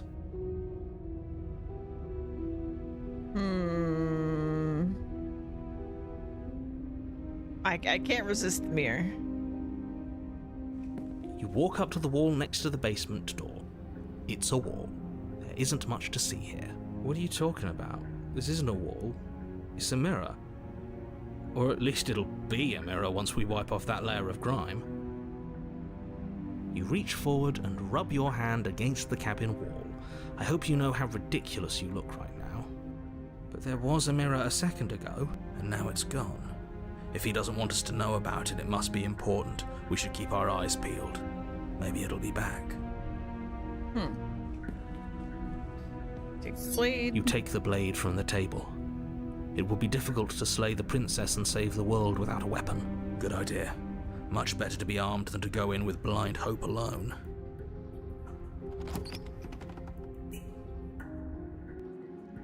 The door to the basement creaks open, revealing an old stone staircase. A few sputtering torches attempt to vaguely illuminate your path, dancing across glimmering patches of slimy moss on the stone steps. If the princess lives here, slaying her would probably be doing her a favor. Her voice, harsh but controlled, carries up the stairs. Is that a visitor I hear? Please, come downstairs. It's been a while since I've had company. I wonder what visitors she could be referring to. Were we not the first? You walk down the stairs and lock eyes with the princess. Jeez! She looks up at you, the heavy collar around her neck clanking loudly as she moves. The chains binding both her wrists to the far wall, joining the metallic chorus as she adjusts her hands in her lap. Should we be worried about the one around her neck? Why would you be worried about her restraints? If anything, they'll make your job easier. Have you noticed the empty chain on the wall? Odd that in a place where everything seems to serve a distinct purpose, there would be something so obviously useless. What an interesting development. Why don't you have a seat? The two of us should chat before you bury that thing in my heart.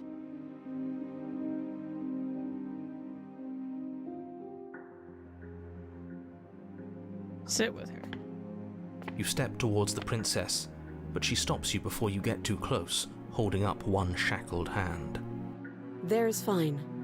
I'd prefer we keep some distance until we've sorted this out. That's reasonable. We do have a weapon. Might as well put her at ease. Sit where you were told to sit. You do as she asks and sit on the floor, still a good distance away from her. Thank you. Now, what are your intentions for me?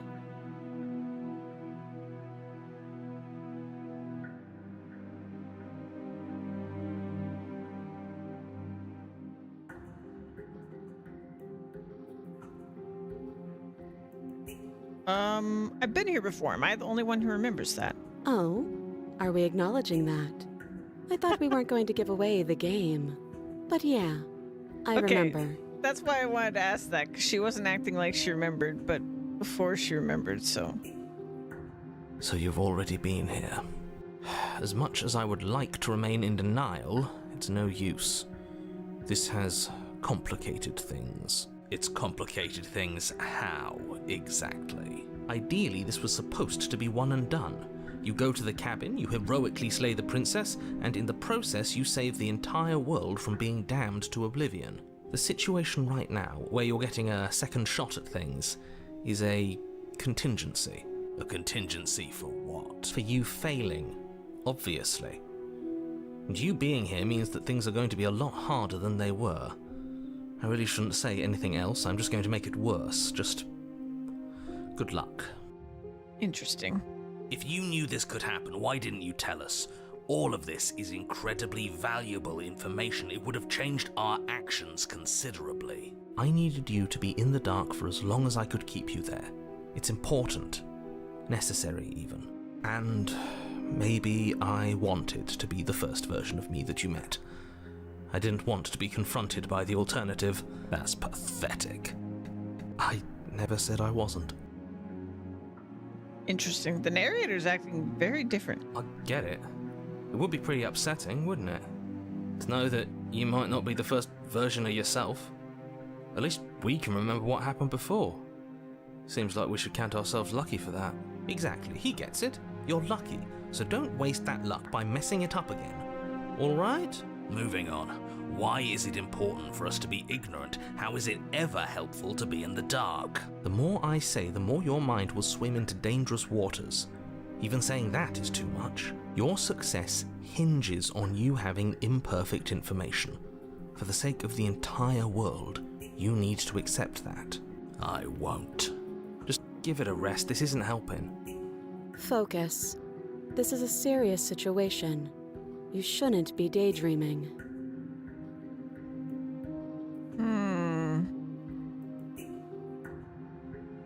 What happened after I died last time? Nothing happened. You died. I went upstairs. I couldn't leave. I found myself in a new place in chains again. More of them. And now you're back. Is that really all she knows? It's not like we have much of a clue about how things work. And she's probably even more in the dark than we are. You're looking at me like I might be hiding something. I'm not. I guess it's possible she really doesn't know anything. Maybe both of us are stuck in this loop without any idea why or how. You were asking about my intentions earlier. What did you mean by that? Yes, your intentions. You have a knife. What are you going to do with it? Why are you here? There isn't a keyhole in these shackles, and I don't see any keys in your hands either. So I'm afraid my only way out is another surgical removal. Is she forgetting about the shackle on her neck? Or does she think she'd survive a beheading? Jeez. You're right. Maybe she's delusional. All the more reason not to trust her. Unless she really could survive. Though I suppose you could just be here to kill me. But I don't think that's in either of our best interests.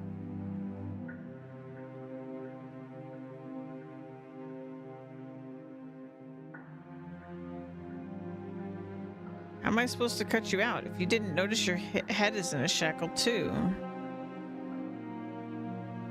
Or what would you have me do?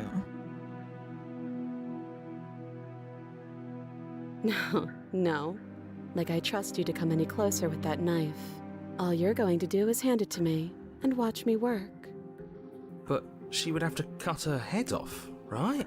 She can't be suggesting that. She certainly seems confident. Maybe she knows something we don't. Or maybe you should consider the most likely scenario. She's bluffing so she can disarm you. Though if she isn't bluffing, whatever she has planned might be for her benefit alone. There's no guarantee that what's good for her is good for us. So, what should we do? I don't know. I'm just spelling out our options, listing the pros and cons. Then let me help you. I'll start with the cons. If you're handing her your weapon, the cons are that she might use it to escape and end the entire world. And she might use it to kill you. That doesn't sound great. What about the pros? There are none. The pros are that we can't trust him, possibly even more than we can't trust her. And whatever she has planned could do something to mess with what he has planned. Or maybe they're both screwing us over in their own ways.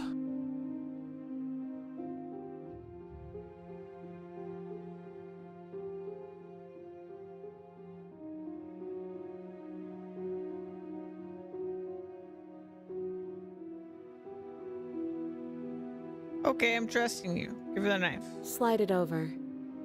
No, absolutely not. I am not letting you hand your only weapon over to the world-ending princess. Until you come up with any other idea, like, say, I don't know, doing your job and slaying her, you remain rigidly in place. You tried this last time. Do you want to know how it went for you? Oh, I remember. She killed us, which, by your estimation, ended the world, right? Oh, or tried to take over, buddy. Exactly. If I were you, I wouldn't be too keen on repeating your mistake. Hell, we could even force your hand and do it ourselves. I'm not afraid of dying again. Are you? A little. I think you got your point across. Fine. You slide the blade across the floor.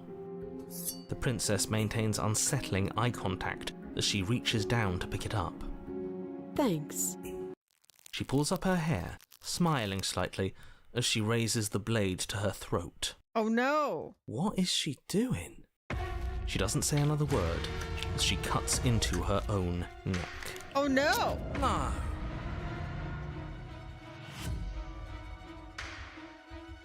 Watch an uneasy silence. Her eyes stare forward, unblinking, as she saws through skin, veins, cartilage. At last she reaches bone, the blade grinding audibly against her vertebra as it continues to slice its way through her neck. Oh no! I'll be damned. She's actually doing your job for you. Why would she do that? Huh. So that's her play. Killing herself? She isn't dead yet. Finally, you hear a snap. Her eye twitches. There's an uneasy silence. She remains motionless for a long moment, her twitching eye the only movement in the room, until at last it stops in an unsettling half-wink. Her head twists slowly to the side, flopping to her shoulder, and her neck opens. Okay. The remaining tissue is not enough to hold the weight of her severed head. It stretches and tears until finally it falls to the floor, completely free. It bounces a few times before rolling to a stop at your feet. This is incredibly descriptive. Thank you. Oh no, oh no, oh no, what did we do? Can we put it back? Please tell me we can put it back. Put it back? Bro! The princess's eyes stare up at you. Dead. Congratulations! You saved the world. Yay. Huh. So I guess that's it. What a way to go. But she is gone, isn't she? I hate this. Can we just get out of here now, please? Of course, the princess is slain and the world is saved. Whenever you're ready, you can proceed to your reward. Reward? Now hold on, she's dead. So what's the rush? What's your angle? I don't have an angle. I'm just looking forward to putting all this behind us. I'm sure you can understand that. Look, I'm just not ready to put my guard down. It's best to keep sharp. She wouldn't have done all that without some kind of a reason. She's left us with this dangling thread, and I need to know why. You're just wasting your energy. The danger has passed, and now we can all relax and enjoy your reward.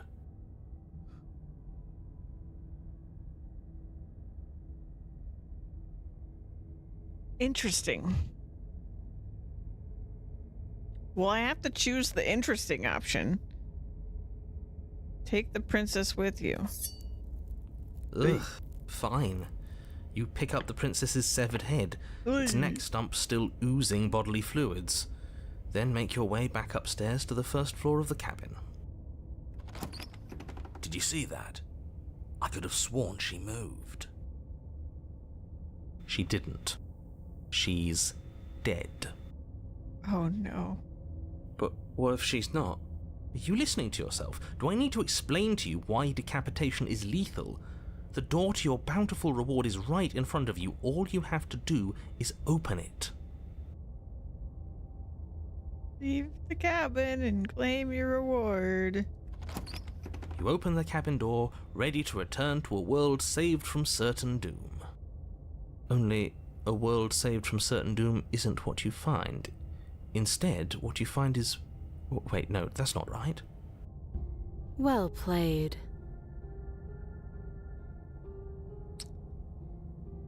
Okay. This is the end of the world, isn't it? I always thought I'd at least have time to explain myself before I had to watch it happen, but it's already... Oh, he's gone. Over? Is he gone? But we're still here. Maybe it wasn't the end of the world after all. Maybe it was just the end of his. Thanks for carrying me up here. I had to take it on faith that you would know what to do. I'm glad I was right to trust you. So, this is the outside. Maybe it's just my lack of body, but it's colder than I expected.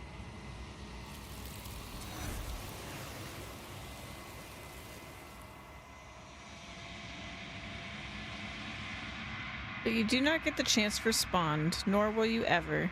It's time to leave. Memory returns. She's gone. Where did she go? Should we try and find her? And there's that mirror again. Why is it here? Why now?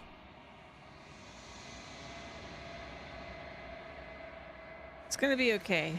Just trust me. We've been here before, and you always get But scared. it feels so bad. Like looking into it right now is going to be the end of everything. You're right. Part of me wants the truth, but something stronger is holding me back. Fear.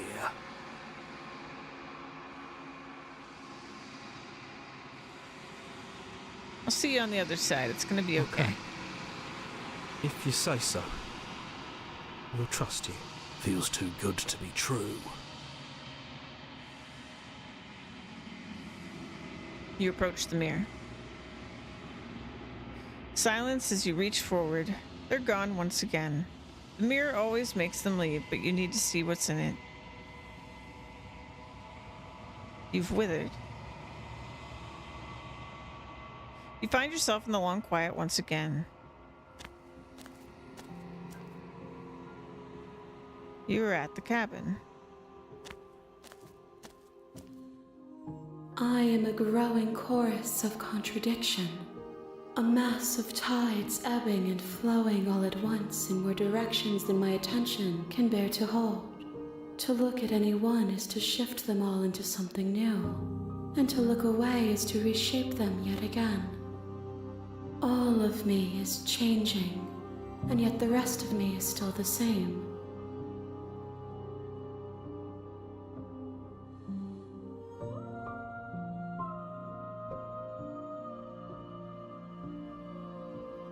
It doesn't matter how many times I go back. At least one of us always hurts the other. Doesn't that change you? Doesn't that make you worse? It changes me, but it doesn't make me worse, nor does it make me care for you any less. Does it make you worse? Do you resent me?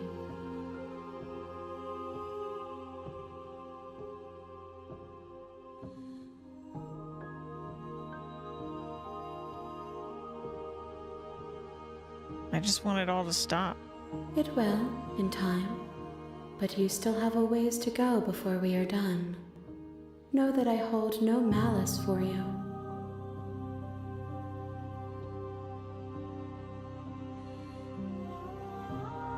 What do you think of this vessel? This one is cold and cynical. She has protected herself when others could not. She will make for a clever heart. Do not mourn her. She doesn't need to be protected any longer. Okay.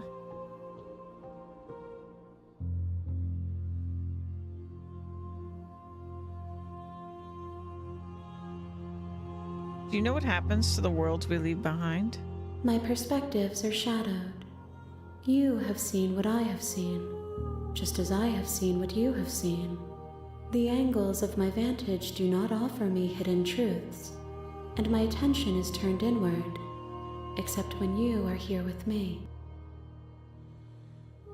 Okay. Perhaps this will change when our work is done.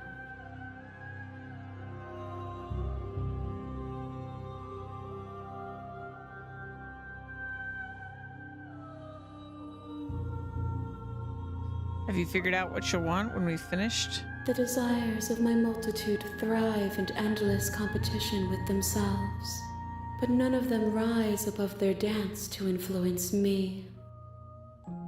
I yearn for what I have always yearned for, our awakening. Other desires shrink in the light of knowing you and knowing me. Okay.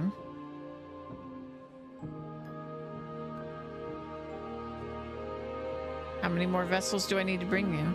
We will know when we near our destination. Okay. I'm ready to go back. I will be here when it is time for us to meet again. Everything goes dark and you die.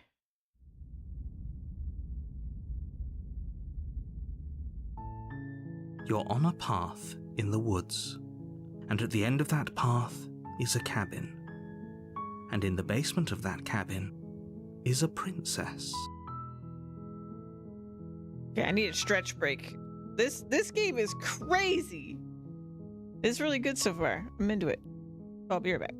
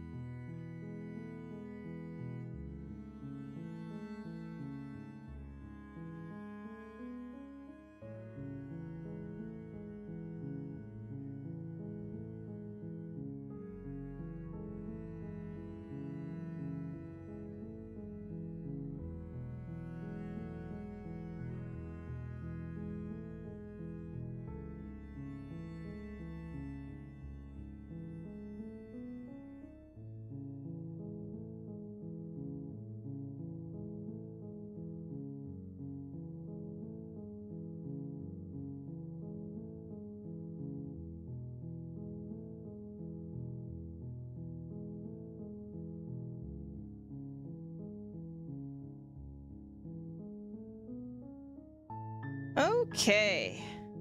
So what I'm noticing so far, and I feel like I'm onto something for a couple reasons, is that the princess is a reflection of my decisions.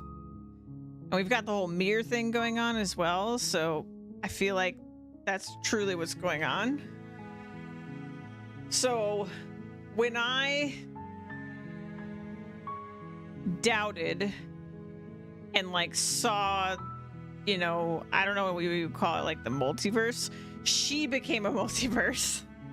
When I trusted her and I didn't bring the knife, she was trusting and open. And then when I brought the knife, it was sort of taken as me not trusting her, though personally I meant it more like, well, we know we're gonna need this, you know?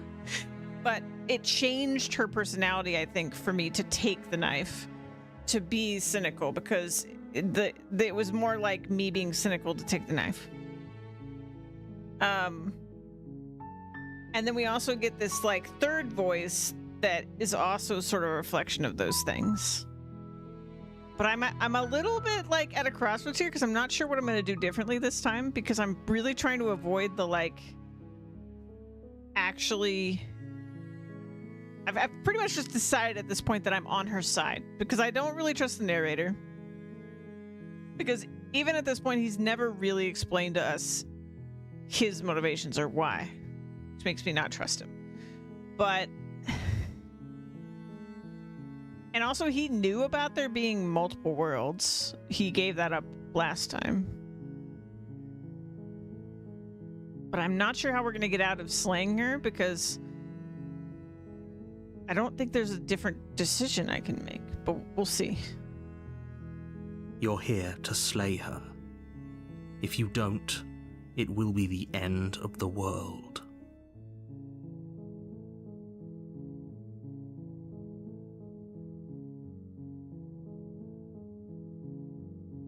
All right, let's just silently continue. You make your way up the short path to the cabin. You'll find the princess within. A warning. Before you go, she will lie. Yeah, We're she'll not lie, going to go she'll through cheat. with this, right? She's a princess. Ignore him. He doesn't know what he's talking. Okay, that's all the same. Proceed to the cabin.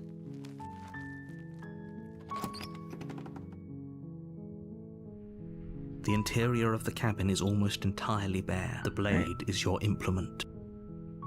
Let's not take the blade again. The door to the basement creaks open, revealing a staircase faintly. Right. Her voice Do her softly favor. carries up the stairs. Hello? Is someone there?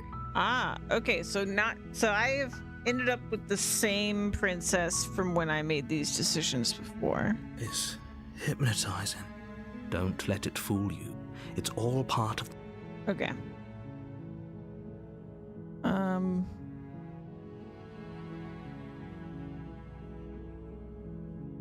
Don't be a stranger. It's been so long since I've had any visitors. Please, come downstairs. You walk down the stairs and lock eyes with the princess. She's beautiful. How could someone... I Yeah, it's am all the begging same. you to stay focused. Hi. Do you think you can get me out of these chains? Hold on, let's talk a bit first. Okay.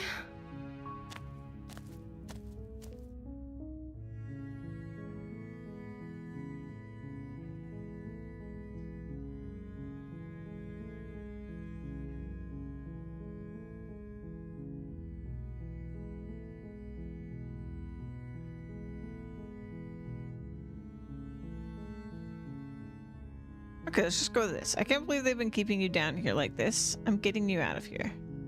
You're only making this more difficult. Thank you.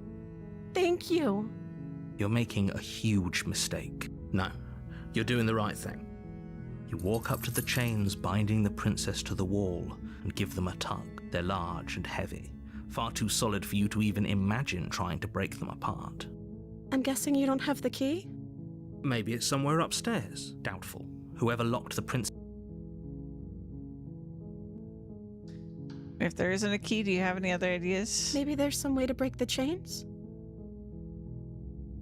Or if that doesn't work, I guess we can always cut me out of them. She offers the suggestion with almost complete nonchalance. If we were stuck down here long enough, I'm sure we'd be nonchalant about cutting our way out if it meant we could finally be free. You attempt to make your way Okay. out of the basement, but the door at the top of the stairs slams shut. Is someone else here? You try the door, but it's locked from the outside. You make your way to the bottom of the stairs. This would have been easier for whom? Easier for everyone. Yep. Look at the mess. I heard the door slam. They locked you down here too, didn't they? There's a slight panic rising in the princess's voice. If I could just get out of these chains, I know we could force our way out of here together. She Oh, barely there she hesitates goes. before raising her arm to her mouth, her teeth tearing through her No! limb with the determination of a trapped wolf as she rips her flesh from her bow. It's the blade from upstairs. Or Alright, we, so this you has all won't happened before. Fine. Again, you cut into the blade is sharp. Her limb. She didn't know. How is she still? Thank you. Okay, so this Now is all the let's get same. out of here. No, we won't have any of as the. Wait, watch me. What are you doing? Stop that. Something's come over you, hasn't it? You know you don't have to do. Your body lunges forward, the blade held low, but the princess dodges, Okay, stumbling we've back seen all against this. the wall. Stop it! Stop!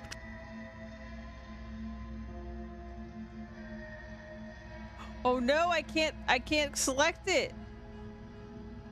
No! Thank you. Oh no.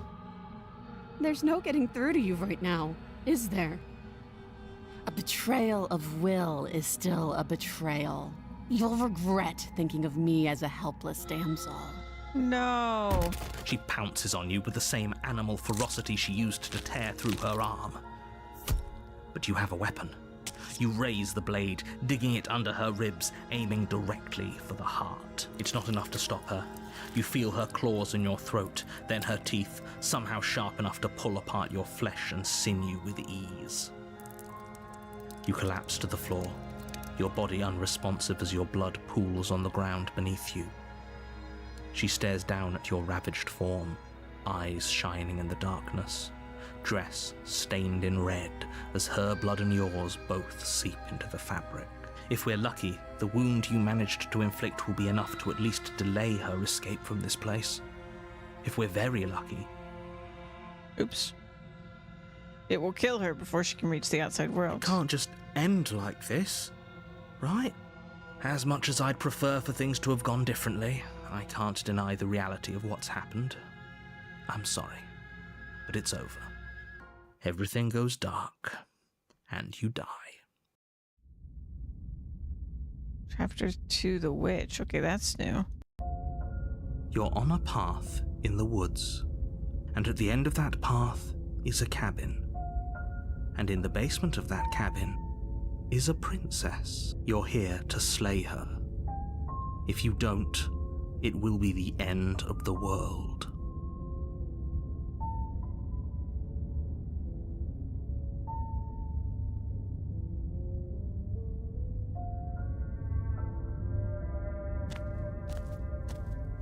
A warning, but she will lie. Don't worry. Yeah, sure. You can trust us to get the job done. Oh, a new voice. Opportunist.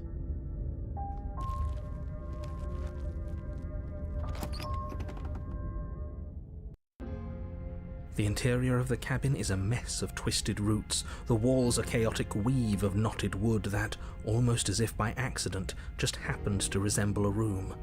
The floor is damp and earthy, and the only furniture of note is a slab of mud in the shape of a shelf, with a pristine blade perched on its edge. The blade is your implement. You'll need it if you want to do this right. Approach the mirror. Walk up to the wall next to the basement door. It's a wall. There isn't much to see here. What are you talking about? This isn't a wall. Okay, wipe the mirror. You reach forward and rub your hand against the cabin wall. I hope you know how ridiculous you look right now. Yeah. Into the No basement. blade. I hope you know what you're getting us into. It'll always be here if we need it. Sure, that was also true last time and we still died, but we definitely know what we're doing this time. The door to the basement creaks open, revealing a staircase dug into the muddy earth below. The ceiling is thick with roots that hang like locks of tangled hair. The weak starlight from the cabin windows behind you can barely penetrate the gloom here, only illuminating the edges of an opening below. It shines in the darkness like some kind of massive maw waiting to swallow you up into the earth. The air smells of dirt and copper. It's thick and wet, as if your lungs are being coated in mud with each intake of breath. If the princess lives here, slaying her would probably be doing her a favor. Her voice skitters up from below. Something nasty finds itself on my stairs. Come on down. Don't be scared. I probably won't bite. New voice. Hello. I recognize that voice as easily as I recognized your nervous little footsteps coming up the path. I know who you are, and I remember what you've done. She must have you confused with someone else. She seems friendly enough. Maybe we can talk our way out of this whole situation. You can't. Unless you slay her right away, she's going to break free and end the world. There's no reasoning with what she is. Look, I'm just throwing ideas out there. I like to think out loud. I'm the kind of guy who likes a discussion. Don't we want to hear what everyone has to say before making any big decisions? Do you want to hear what everyone has to say? Or do you just want to hear yourself talk? You need to stop lingering. Your task is to slay the princess, not endlessly debate about what to do with the princess. Fine, fine. You're the boss. Thank you. You descend the basement steps, entering the dark room below. She has a tail. You can just make out the shape of the princess in the gloom. She's huddled against the far wall, her eyes bright and glaring from amid the thick roots. And there you are, once again seeming to offer a helping hand while likely hiding the other behind your back. Fine, I'll play along for now. What do you want? She's acting like the two of you already know each other. Oh, no. You've already been here, haven't you? That's pretty sharp. How'd you figure that one out? Call it deductive reasoning. Well, you seem to be great at it. Do you remember us then? Do you remember last time? No, I don't. But you and the princess clearly have a shared reality, even if I'm not a part of it. I won't waste time fighting you on something that's clearly true. I'm just glad we could put all this behind us. Is it all behind us? Just focus on the task at hand. I don't care if you've been here before, and I don't care if you think you'll go somewhere else after this. My world is on the line right now, so I'd appreciate it if you would take this seriously and slay her. Let's chat her up a bit first. Maybe we can find a middle ground where everyone's happy. Don't talk to her. You're just going to make things more difficult than they have to be. Well, I seem to remember you having a tongue.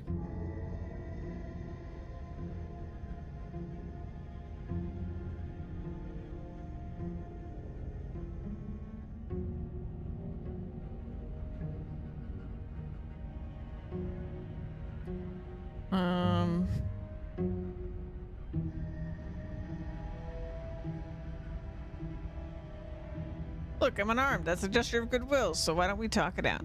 You came to me with empty hands last time, too. But that didn't mean you hadn't been plotting something nasty all along. What you did showed me as much. But we didn't plot anything. We just made an informed decision based on the information we had at the time. I think you're both making perfectly valid points. Sure, we didn't plot anything, but it's easy to see how she might think we did.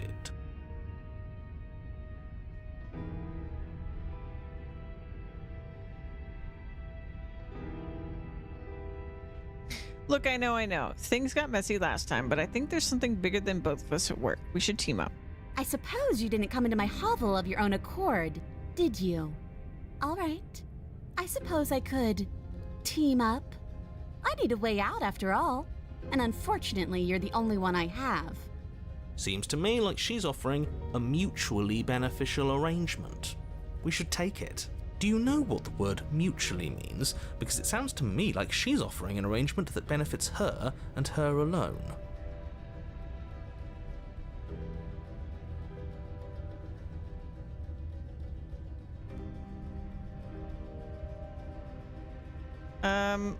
I didn't bring my blade down, remember? How am I supposed to get you out of those chains? Oh, I don't need you to cut me out.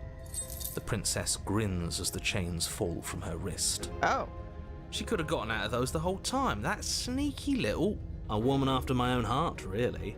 She knows how to hold her cards close to her chest. This is why she can't just be abandoned here. If left to her own devices, she'll find a way out. Now stop her.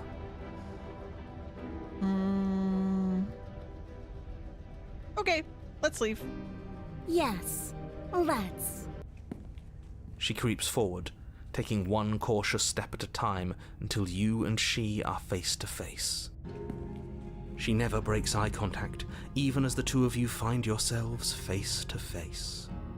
She's silent for a long moment, as if testing to see what you'll do now that she's within arm's reach. After you, darling. You're the one it lets come and go. It's best if I follow. Oh no, we can't have that. If anyone is going to turn their back on anyone else, she's going to turn her back on us. It shouldn't matter who leads and who follows. We're working together here. Well, if it doesn't matter, then she can go first. We may be in this together, but that doesn't mean we have to trust her. Somebody has to go first, and it might as well be us. We're the ones who broke her trust last time. You're talking a lot about trusting someone who, by her very definition, cannot be trusted. I don't know how many more warnings I have to dole out, but if you help her out of here, you're going to regret it. I'll step onto the stairs. That's right. You're the one who's going first. Don't worry, I'll be right behind you watching every single thing you do. That's exactly what I'm worried about. You step onto the stairs and begin your ascent from the basement. The princess follows close on your heels, perhaps even a little closer than you'd like. You're only saying that because you want us to feel nervous. I do want those things, but I want them for a good reason. I don't need you to trust me for my sake, because I already know that I'm right. This is for you. Can we walk backwards up the stairs? I think that's the smarter idea. Oh.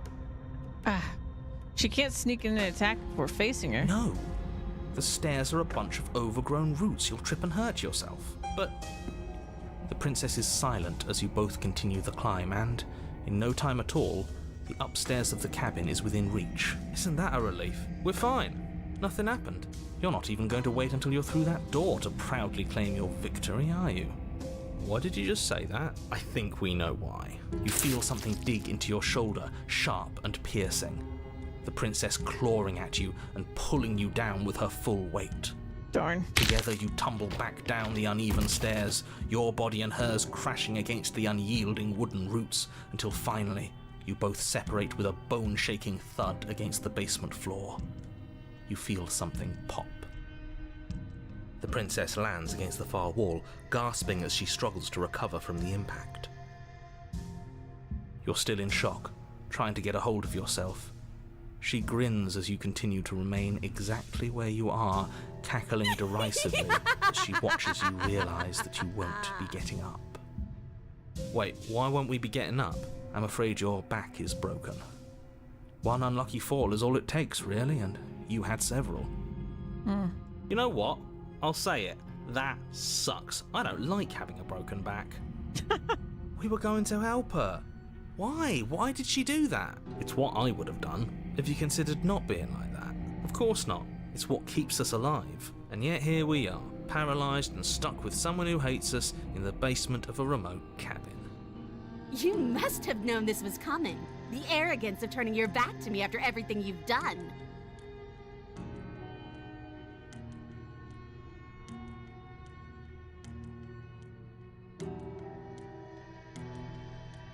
Could have gotten out of here if we just trusted each other. Why would I ever trust you? Your hands have spilled my blood. And knowing that, you should never have trusted me either. You should have known I would never walk hand in hand with a loathsome thing like you.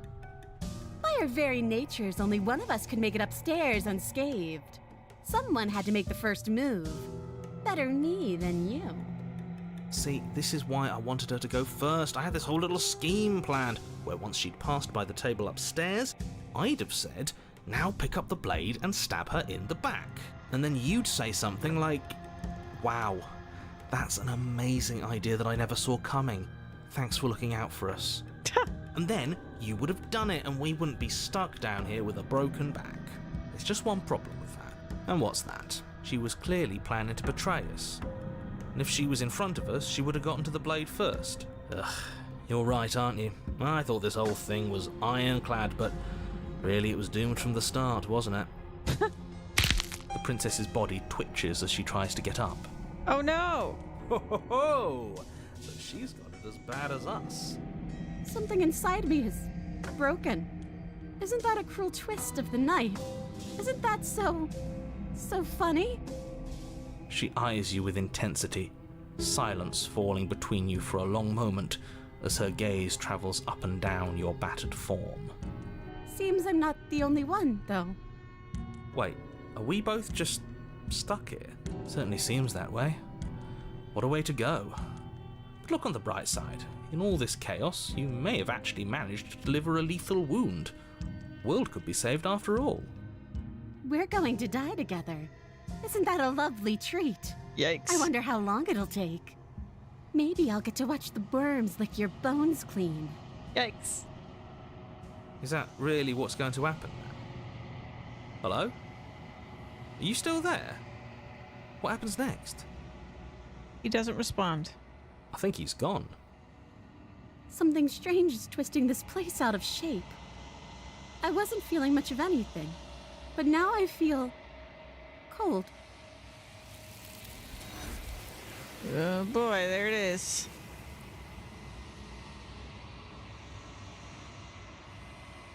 You don't get the chance to respond, nor will you ever. It's time to leave. Memory She's gone. returns. Where did she go? Should we try and find her? And there's that mirror again. Why is it here? Why now? Approach the mirror. You approach the mirror. This doesn't feel right. It feels different. Final. If he thinks it's bad, I'm with him.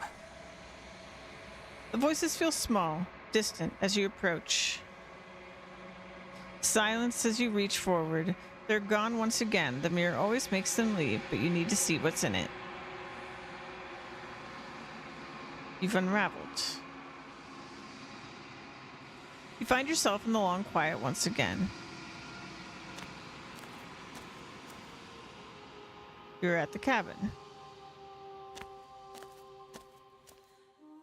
There's a world beyond the endless walls of the long quiet. We're supposed to be there. Do you know what we'll find out there?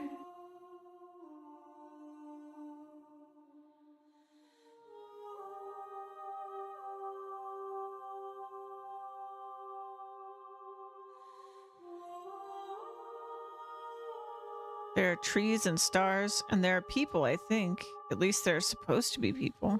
There is a warmth and sadness in me at the thought of people. Fresh tears on a winter's day. They are not like us. They do not last.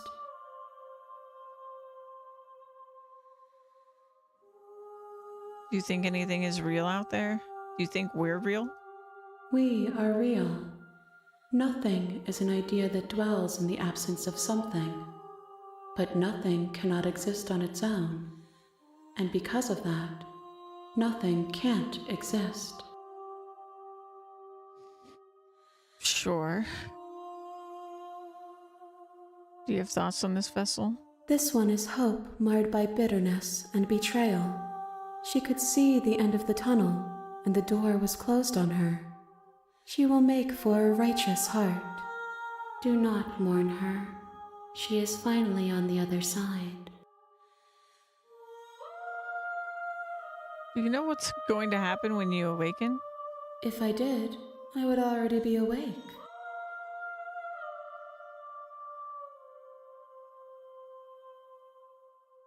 When you send me back, I'm not alone. There are voices that speak to me. Some of them are me, but one of them is something else.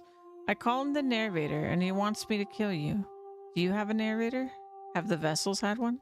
No, their thoughts are quiet. Do you think your narrator lives in the spaces beyond?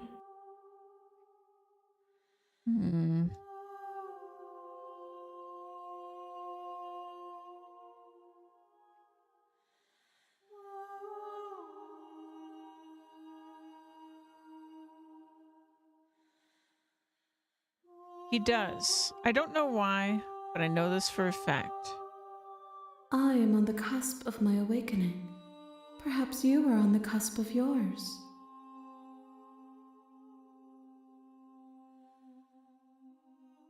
How many more vessels do I need to bring you? One.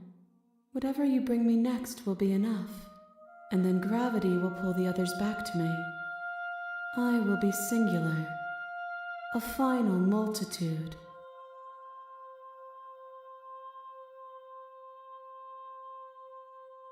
This is the last time. Is there anything you would like me to bring you? These gifts are a conversation, and each one shows me the contours of your heart.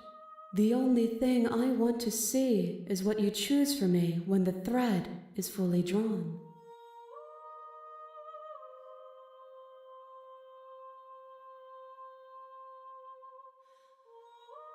I'm ready to go back.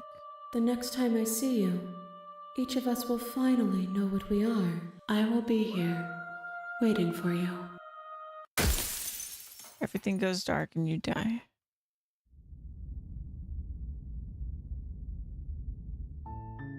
You're on a path in the woods, and at the end of that path is a cabin.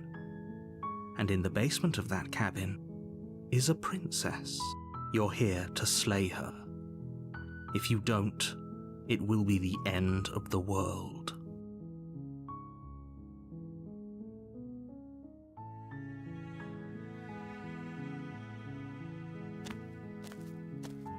You make your way up the short path to the cabin. You'll find the princess within. A warning before you go any further. She will lie, she will cheat, and she will do everything in her power to stop you from slaying her. Don't believe a word she says. We're not going to go through with this, right? She's a princess. We're supposed to save princesses, not slay them. Ignore him. He doesn't know what he's talking about.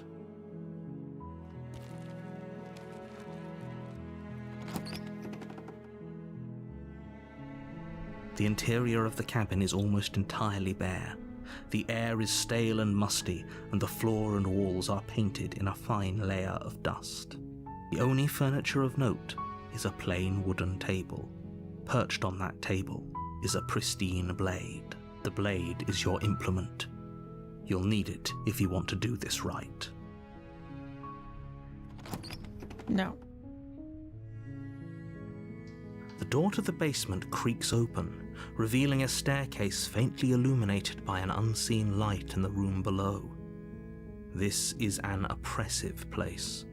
The air feels heavy and damp, a hint of rot filtering from the ancient wood. If the princess really lives here, slaying her is probably doing her a favor. Her voice softly carries up the stairs. Hello? Is someone there? It's hypnotizing.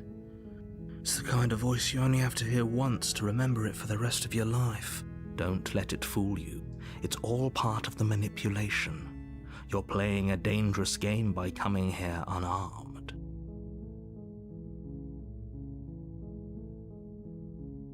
Don't be a stranger.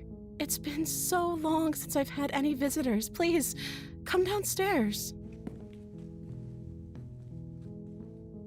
You walk down the stairs and lock eyes with the princess. There's a heavy chain around her wrist, binding her to the far wall of the basement. She's beautiful. How could someone like this be a threat to anyone? I am begging you to stay focused. There's a lot riding on you here. Hi. Do you think you can get me out of these chains? Oh. All my options are gone. Hold on, let's talk a bit first. Okay.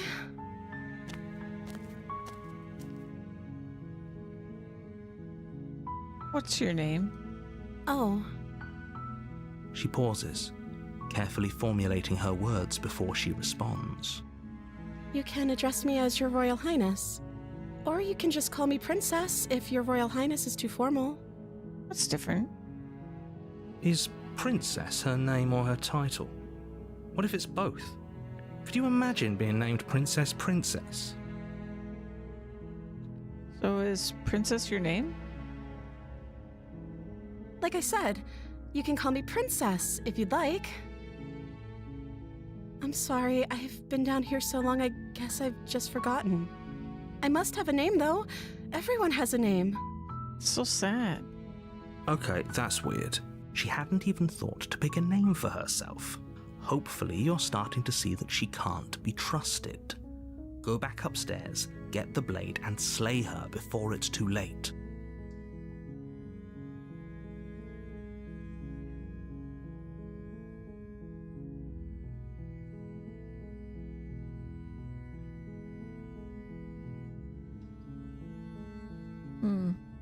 If I'm the first person you've seen in a while, what have you been eating or drinking? I don't see what that has to do with anything. This is the only time this is ever going to happen, but I agree with the princess. That's hardly relevant. Okay, but actually, what has she been eating? She has to eat, right?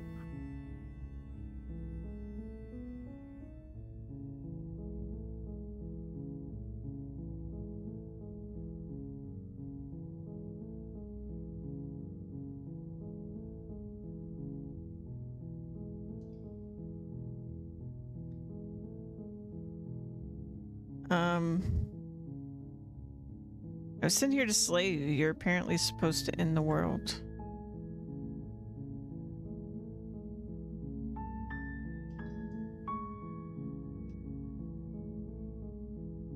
But I don't think you're actually dangerous.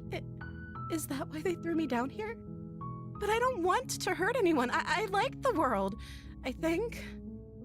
I don't remember much about it, to be honest. I've been down here for so long. Oof. That's... How long has she been locked away? Did they tell you how I'm supposed to end the world? Nope.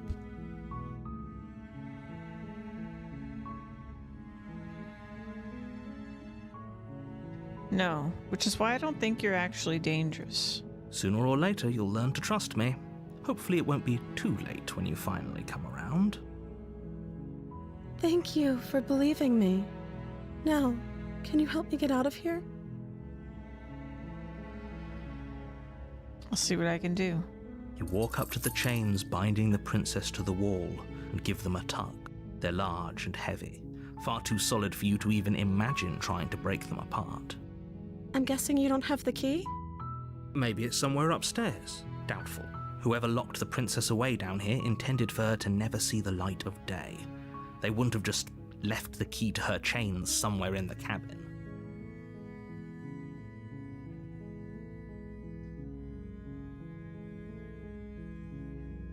And if there isn't a key, do you have any other ideas? Maybe there's some way to break the chains? Or if that doesn't work, I guess we can always cut me out of them. She offers the suggestion with almost complete nonchalance. If we were stuck down here long enough, I'm sure we'd be nonchalant about cutting our way out if it meant we could finally be free.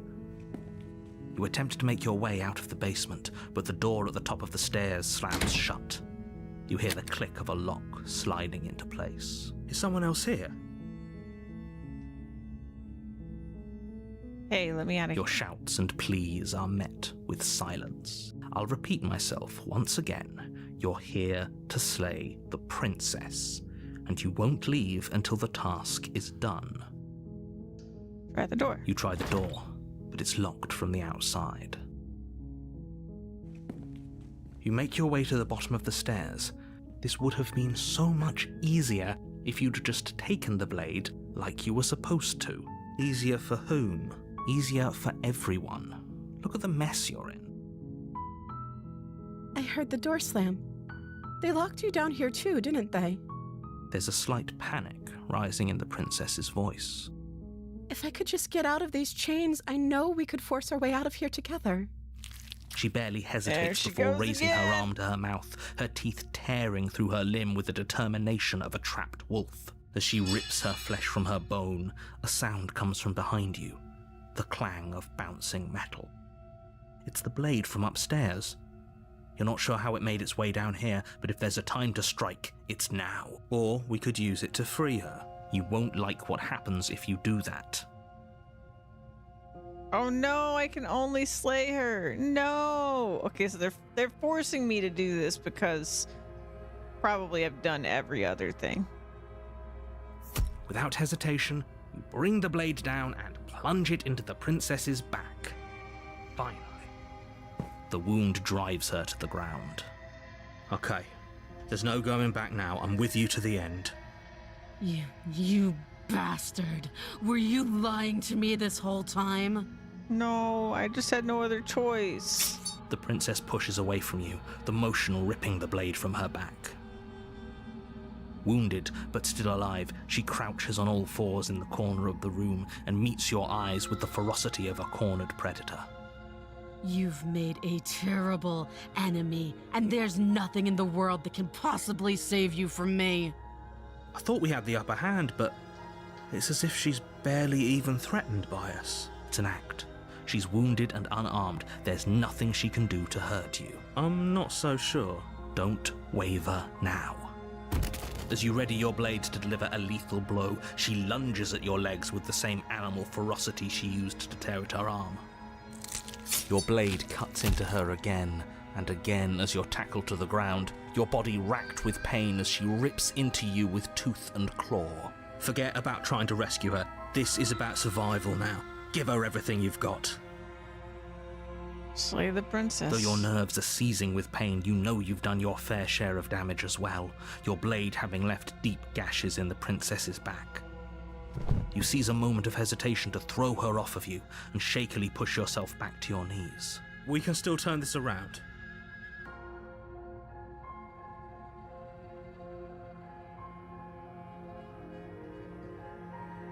Give up. Are you serious? As what's left of your blood pools around you on the cobblestone floor, the blade falls from your trembling hands and clatters uselessly against the ground. I suppose you simply lacked the will to finish the job. The princess, wounded but still alive, nervously jumps at the blade and kicks it far away from you before retreating into a dark corner of the room. Her shining eyes watch you from the darkness, unblinking and curious as you bleed out. We can only hope the wounds you managed to inflict will be enough to at least delay her escape from this place. If we're very lucky, they'll kill her before she can reach the outside world.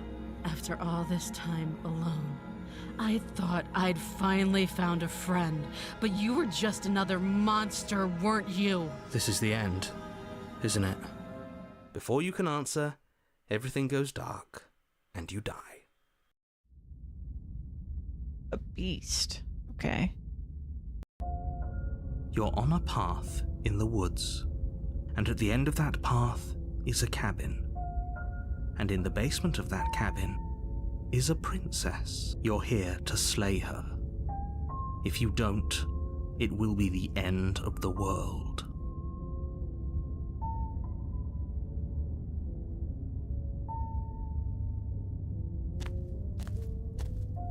A warning before you go any further. She will lie, she will cheat. Does a cat lie to a cornered mouse when it plays with its freedom? Or is it just acting out its nature? Alright, new voice, the hunted. I don't see why that matters. A lie's a lie, and if anything, she's the one who's cornered. She could have gotten out of there whenever she wanted to. We should trust nothing that she tells us, only what we hear and smell. That's a very roundabout way of saying that you should listen to me and take this seriously. Maybe.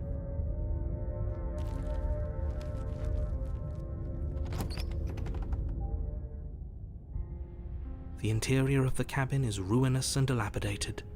It feels like no one has lived here for a long time, wind rushing in through cracks and holes in the wooden walls. The only furniture of note is a termite-eaten table with a pristine blade perched on its edge. The blade is your implement. You'll need it if you want to do this right. Look at that mirror. You walk up to the wall next to the basement door. It's a wall. There isn't much to see here. What are you talking about? This isn't a wall. It's a mirror. Or at least it'll be a mirror once we wipe off that layer of grime. You reach forward and rub your hand against the cabin wall. I hope you know how ridiculous you look right now. But there was a mirror a second ago, and now it's gone. No steel claw. Do you think we can talk our way out of this? I don't think she wants to talk. I guess we'll just have to trust that we made the right call. It'll still be here if we need it. The door to the basement creaks open, revealing what's left of an old wooden staircase. It's still sturdy enough that you can make your way down in one piece, though you'll have to be mindful of holes. The air seeping up from below is oddly warm and wet, as if you're descending into a jungle. If the princess lives here, slaying her would probably be doing her a favor. You always say that. She growls up the stairs. I can smell you. She sounds almost feral, impatient, or maybe eager. You carefully make your way down the stairs. The last step gives way to the damp earth floor of a starlit pit. The walls are obscured by an impenetrable darkness, giving the illusion that the room might stretch on forever. You brush against the wide leaves of plants that surround you on all sides, seemingly the only living things that occupy this strange underground wilderness. The jungle is pressing in on us, hiding her from view. She could be anywhere. You see only a flash of the princess before she scurries away into the underbrush, dragging her heavy chain behind her. Remember, she's just a princess. She is certainly not just a princess. You're not helping. It doesn't matter what she is. It only matters what she does. Her shining eyes appear between the leaves, staring hungrily at you from the darkness. I can hear your heart pounding from the bottom of the stairs, fledgling. You're right to be terrified. I'm so much more than you. A shiver rushes up your spine and pulls you upright. The air's shifting. She's getting ready to pounce. Move, now.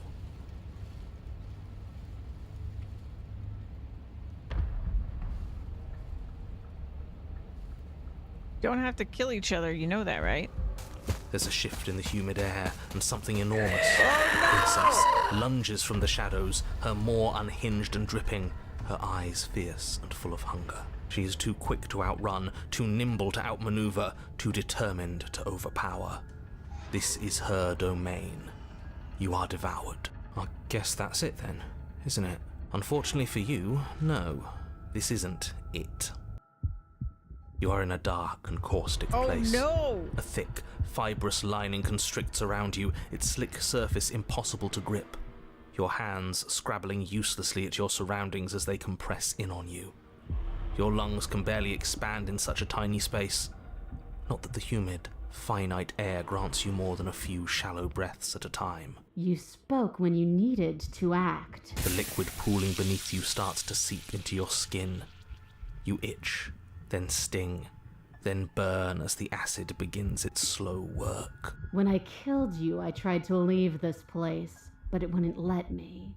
You belong down there, it screamed at me. The world is better off without you in it. The flesh around you rumbles as the princess begins to move, her thundering footfalls twisting you helplessly about. Your skin protests as the corrosive liquid sloshes around you, but there will be no respite for you in sight. The burning grows stronger, and you can feel layers of you being peeled away. But you don't belong down here. You came from somewhere else. You came from out there. So I consumed your dead heart, and I carried it in my throat, and I draped what was left of you on my back, and I threw myself against that door. She stops, her muscles tensing around you, and through the muffling layers of her flesh, you hear the whine of straining metal. And with a pop, she lurches forward, your body lurching right along with her. Her chains. She's loose. But even then, it denied me freedom. You cannot fool me by draping yourself in decay. I know your true nature, and it is suffering. Gravity pulls at you as you're hefted upwards, the distant creaking of ancient wooden steps barely audible over the thudding of the princess's heart. And then it was gone, and I was here. A new enclosure, a nicer cage, but still a prison. I learned from my wounds. You're alive now. We can leave together. Does that work? Could she free herself if we're alive in here? Do you really need me to give you a definitive answer for you to understand that the situation is grim? Stop her. Do something. We don't have steel, but we have tooth and claw. Tear through her before we are her.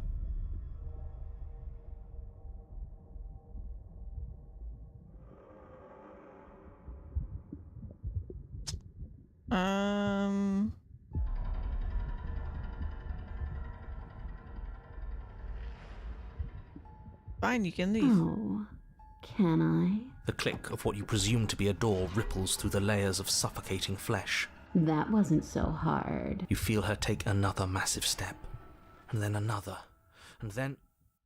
Oh, narrator gone. And then... It's gone quiet, hasn't it? You can feel a churning in the forms around you, and then a wet tunneling before you are ejected to a place that is nowhere at all. I guess I don't need you to be a part of me. How lucky for you. This place is cold. Oh.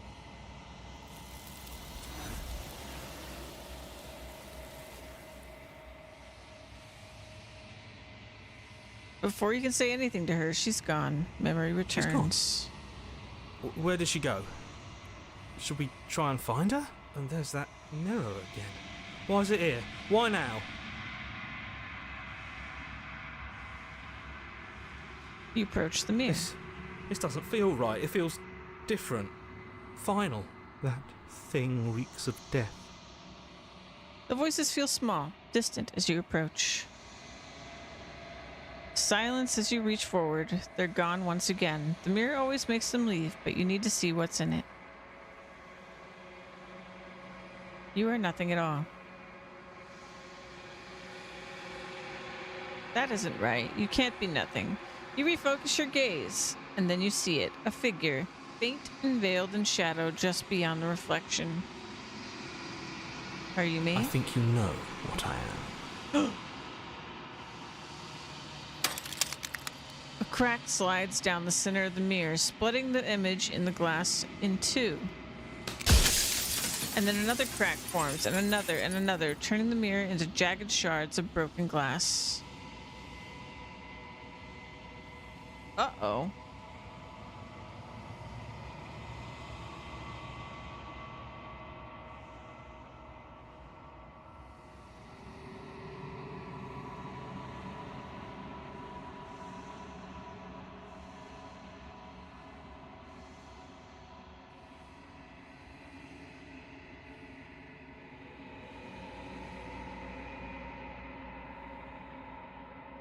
I've met you many times. Have you been the same you all along? I haven't, and that's by both necessity and design.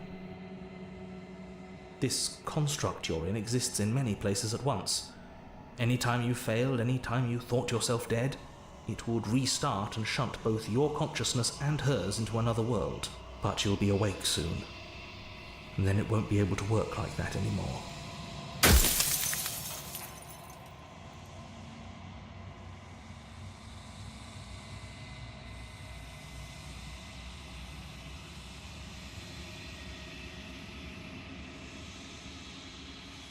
If you're not me, then what are you? I'm an echo, likely one of many. Somebody made you after all, and I'm what's left of him. Not that I'm the only one who can make that claim. I'm sure you've met many others like me.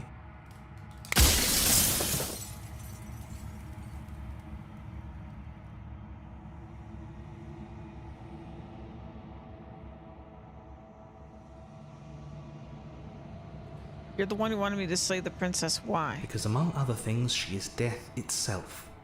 To rid the world of suffering, to save untold trillions from being lost forever to the cosmic wind, she must be destroyed. And despite how far you've fallen, you will still have a chance to fulfill your purpose once I'm gone.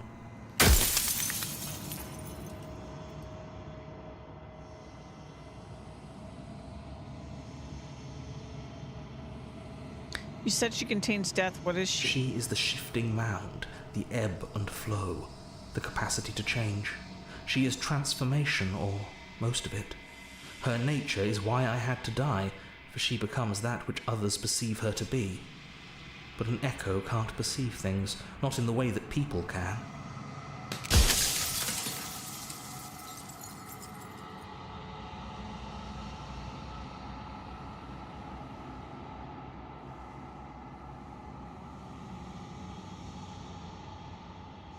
If you want me to destroy the concept of transformation, how is that existence any better than death? Or even different from death at all? Honestly, it feels worse. When I broke the cycle, I made sure that the tear was rough. You carry a part of what should be her, and she carries a part of what should be you. Things won't be as they are now, but they won't be nothing either. Besides, anything is better than oblivion. In the end, nobody wants to leave.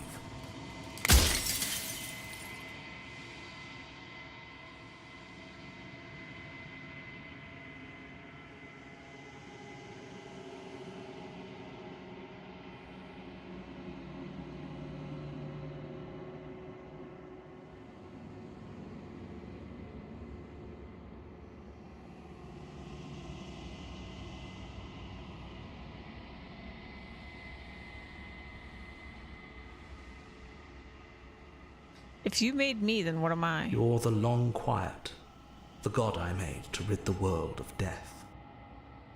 Ooh.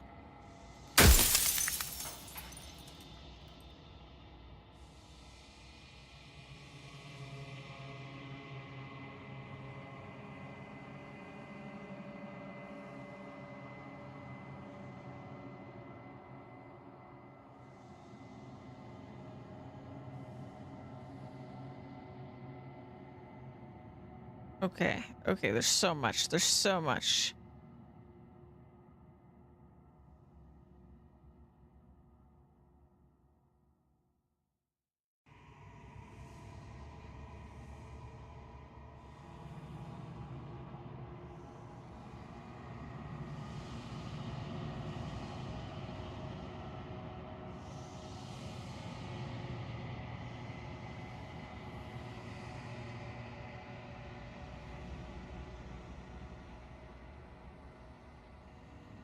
Oh man, there's so many good things. Why would you want to rid the world of death? If you need to ask that question, there's nothing I can say to move you. You haven't died. You cannot die. So you cannot grasp the abject horror of dying.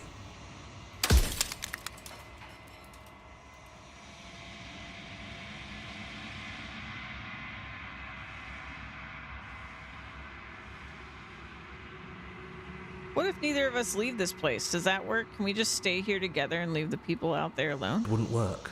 Her nature as the shifting mound makes it so nothing can last forever as it is now. It wouldn't matter how long the two of you waited. Eventually she would find a way to leave. And then everything would change. Everything would face oblivion. And until then, the clock ticks on.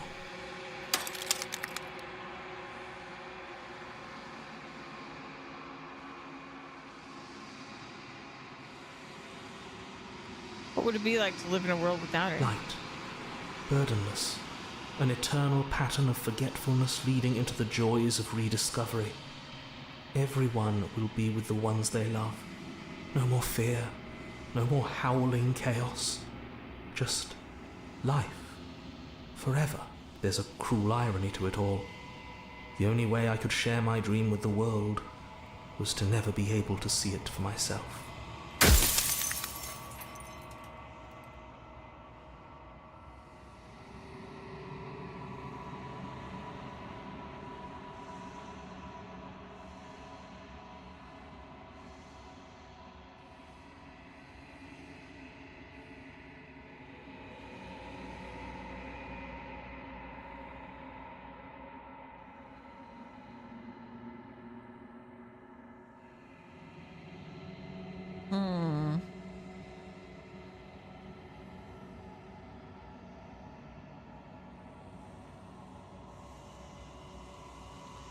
People out there beyond the walls of the construct, do they know about this? Do they know you want me to do what you want me to do to them? Of course not. The only way this construct could function was if nobody knew what it was doing. But the bones of the universe are old. It's on the cusp of its dying breath, and the people out there are consumed with thoughts of oblivion. When the patterns are wiped from the sand, when the board is reset, who will remember them? All I've done is give them a chance to live outside of the shadow of the end. Uh-oh.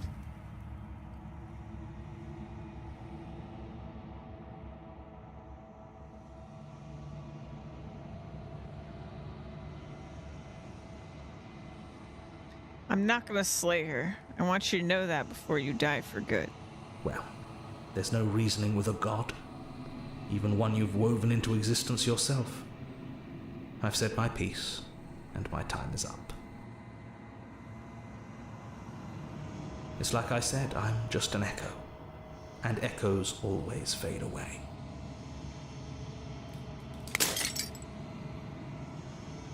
As the final fragment of glass shatters, you see yourself with newfound clarity. The narrator was right. You are the long quiet, a vast and nascent god, and it is finally time for you to wake up. All of this is you. Proceed to the cabin one last time. When you arrive at the heart of things, there is no final vessel for you to bear witness to. There is nothing for you to find.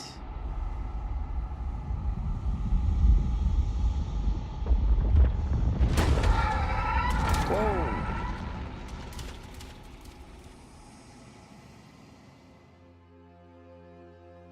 Oh, lovely. I can finally see you, and you can finally see me. It's been so long, and my heart has ached for this moment. I've missed you dearly.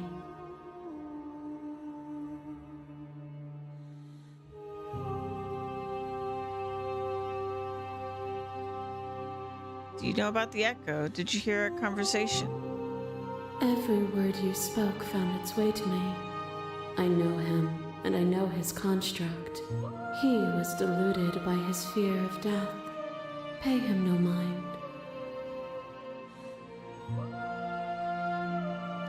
I'm the lone quiet, but I don't really know what that means. Names are their attempts to capture that which cannot be captured. They call me the shifting mound, a pale imitation of what I actually am. What happens now? Ever the passive player, always reacting and never acting. But it's woven into your nature, isn't it? When the echo spun us from one into two, he gave you a choice and me a role to play. I am not death, but I contain it in my multitudes. So, will you attempt to destroy me and bring about a world devoid of death and the possibility of meaning? Or will you open the final doors to our liberation?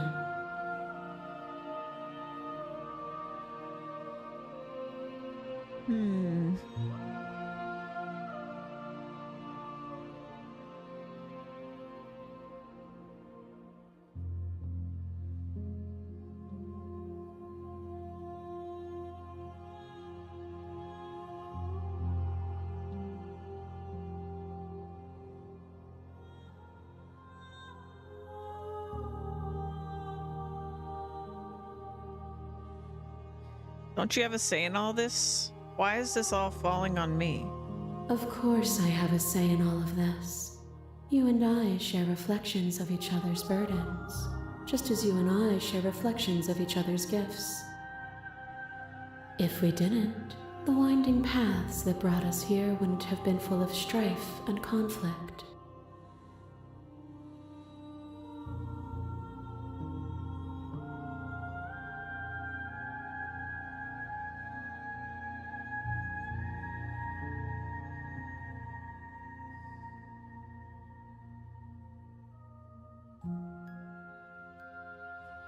I think it's time for us to leave this place, but I don't know how to leave or where to go.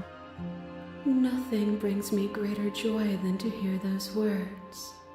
The final peace lies with you. Free yourself.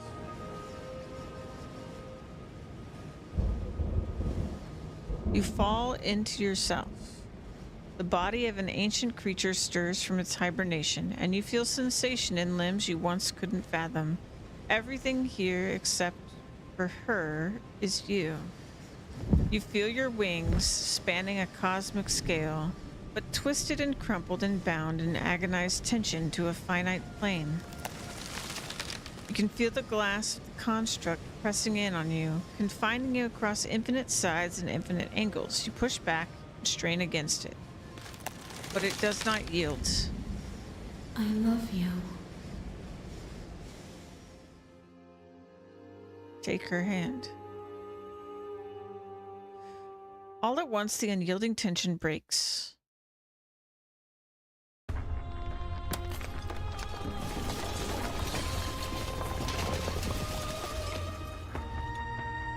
You are free, and she is with you. It's magnificent. There are no words, no thoughts to describe absolute reality. Something that simply is.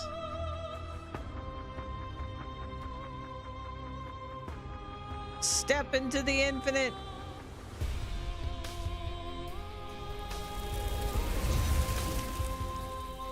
You and she step forward into 1,000 dawns and 1,000 sunsets, each of which contains 1,000 more. You exist and you are aware, just as you have always been, and just as you will always be. Though conflict is in your nature, the two of you will never be alone, and the two of you will never know fear. You and she are finally home. What? What was this game? It's crazy.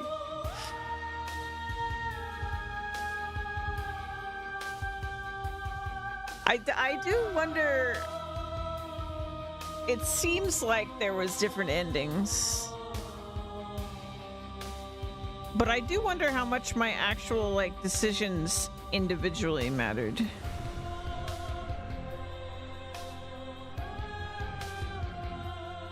Because it kind of seems like each individual, like, loop, it seems like I could have gone in any order. It didn't really change, like, stuff in that way, I don't think. But then at the very end, in that last part, it seemed like maybe there were other choices that led somewhere else. Like, if I had slain her in the very end and things like that.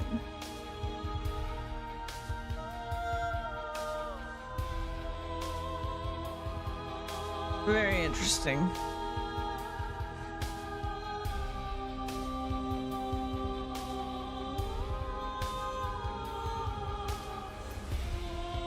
Guess we'll see if there's anything after the credits.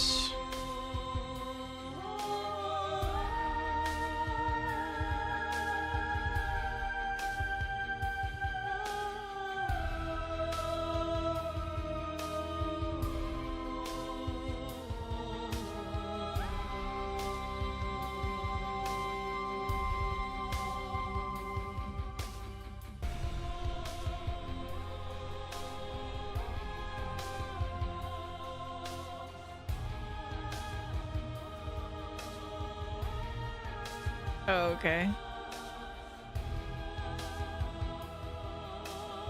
Now that you've finished the full story for the first time, you've unlocked the gallery. It's full of clues to help you find undiscovered vessels and interactions. Oh.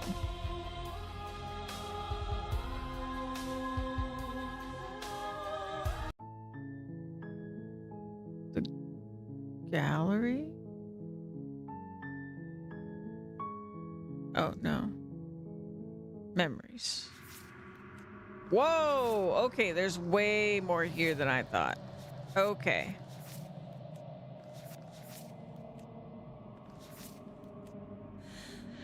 Okay, so there's like way more stuff. Interesting. Okay. Huh.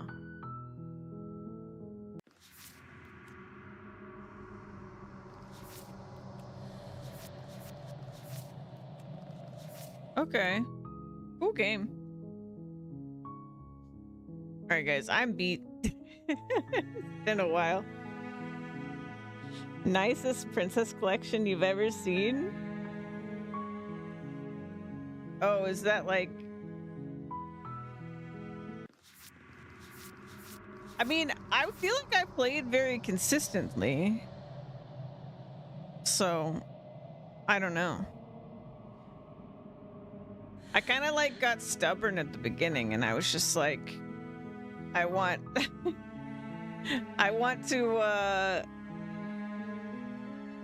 I don't want to trust the narrator. So I was pretty consistent the entire game. But they sort of forced me, but maybe there was a way, like... Except Stranger, but she's a weirdo. Yeah, I definitely was trying to save her the entire time. And the only reason I guess we didn't... maybe there was a way we could have always saved her, but... it just felt like I didn't have another option in the times where I didn't save her. But, yeah. It's a really cool game, though. I might play more of it, but since I just came back streaming from forever, I'm actually, like, totally exhausted just from that short little stream. So I'm gonna call it here. I don't know when I'm gonna stream next. Oh, my screen's doing something. I don't know when I'm gonna stream next, but if you guys keep an eye on the Discord, I will let you know when I'm gonna do that. But I need to just figure out what I'm gonna do. But thank you guys for bearing with me since I haven't been around as much. And let me see here. We're gonna go. Let's go raid somebody. But what a cool game though. I like the music, I like the art.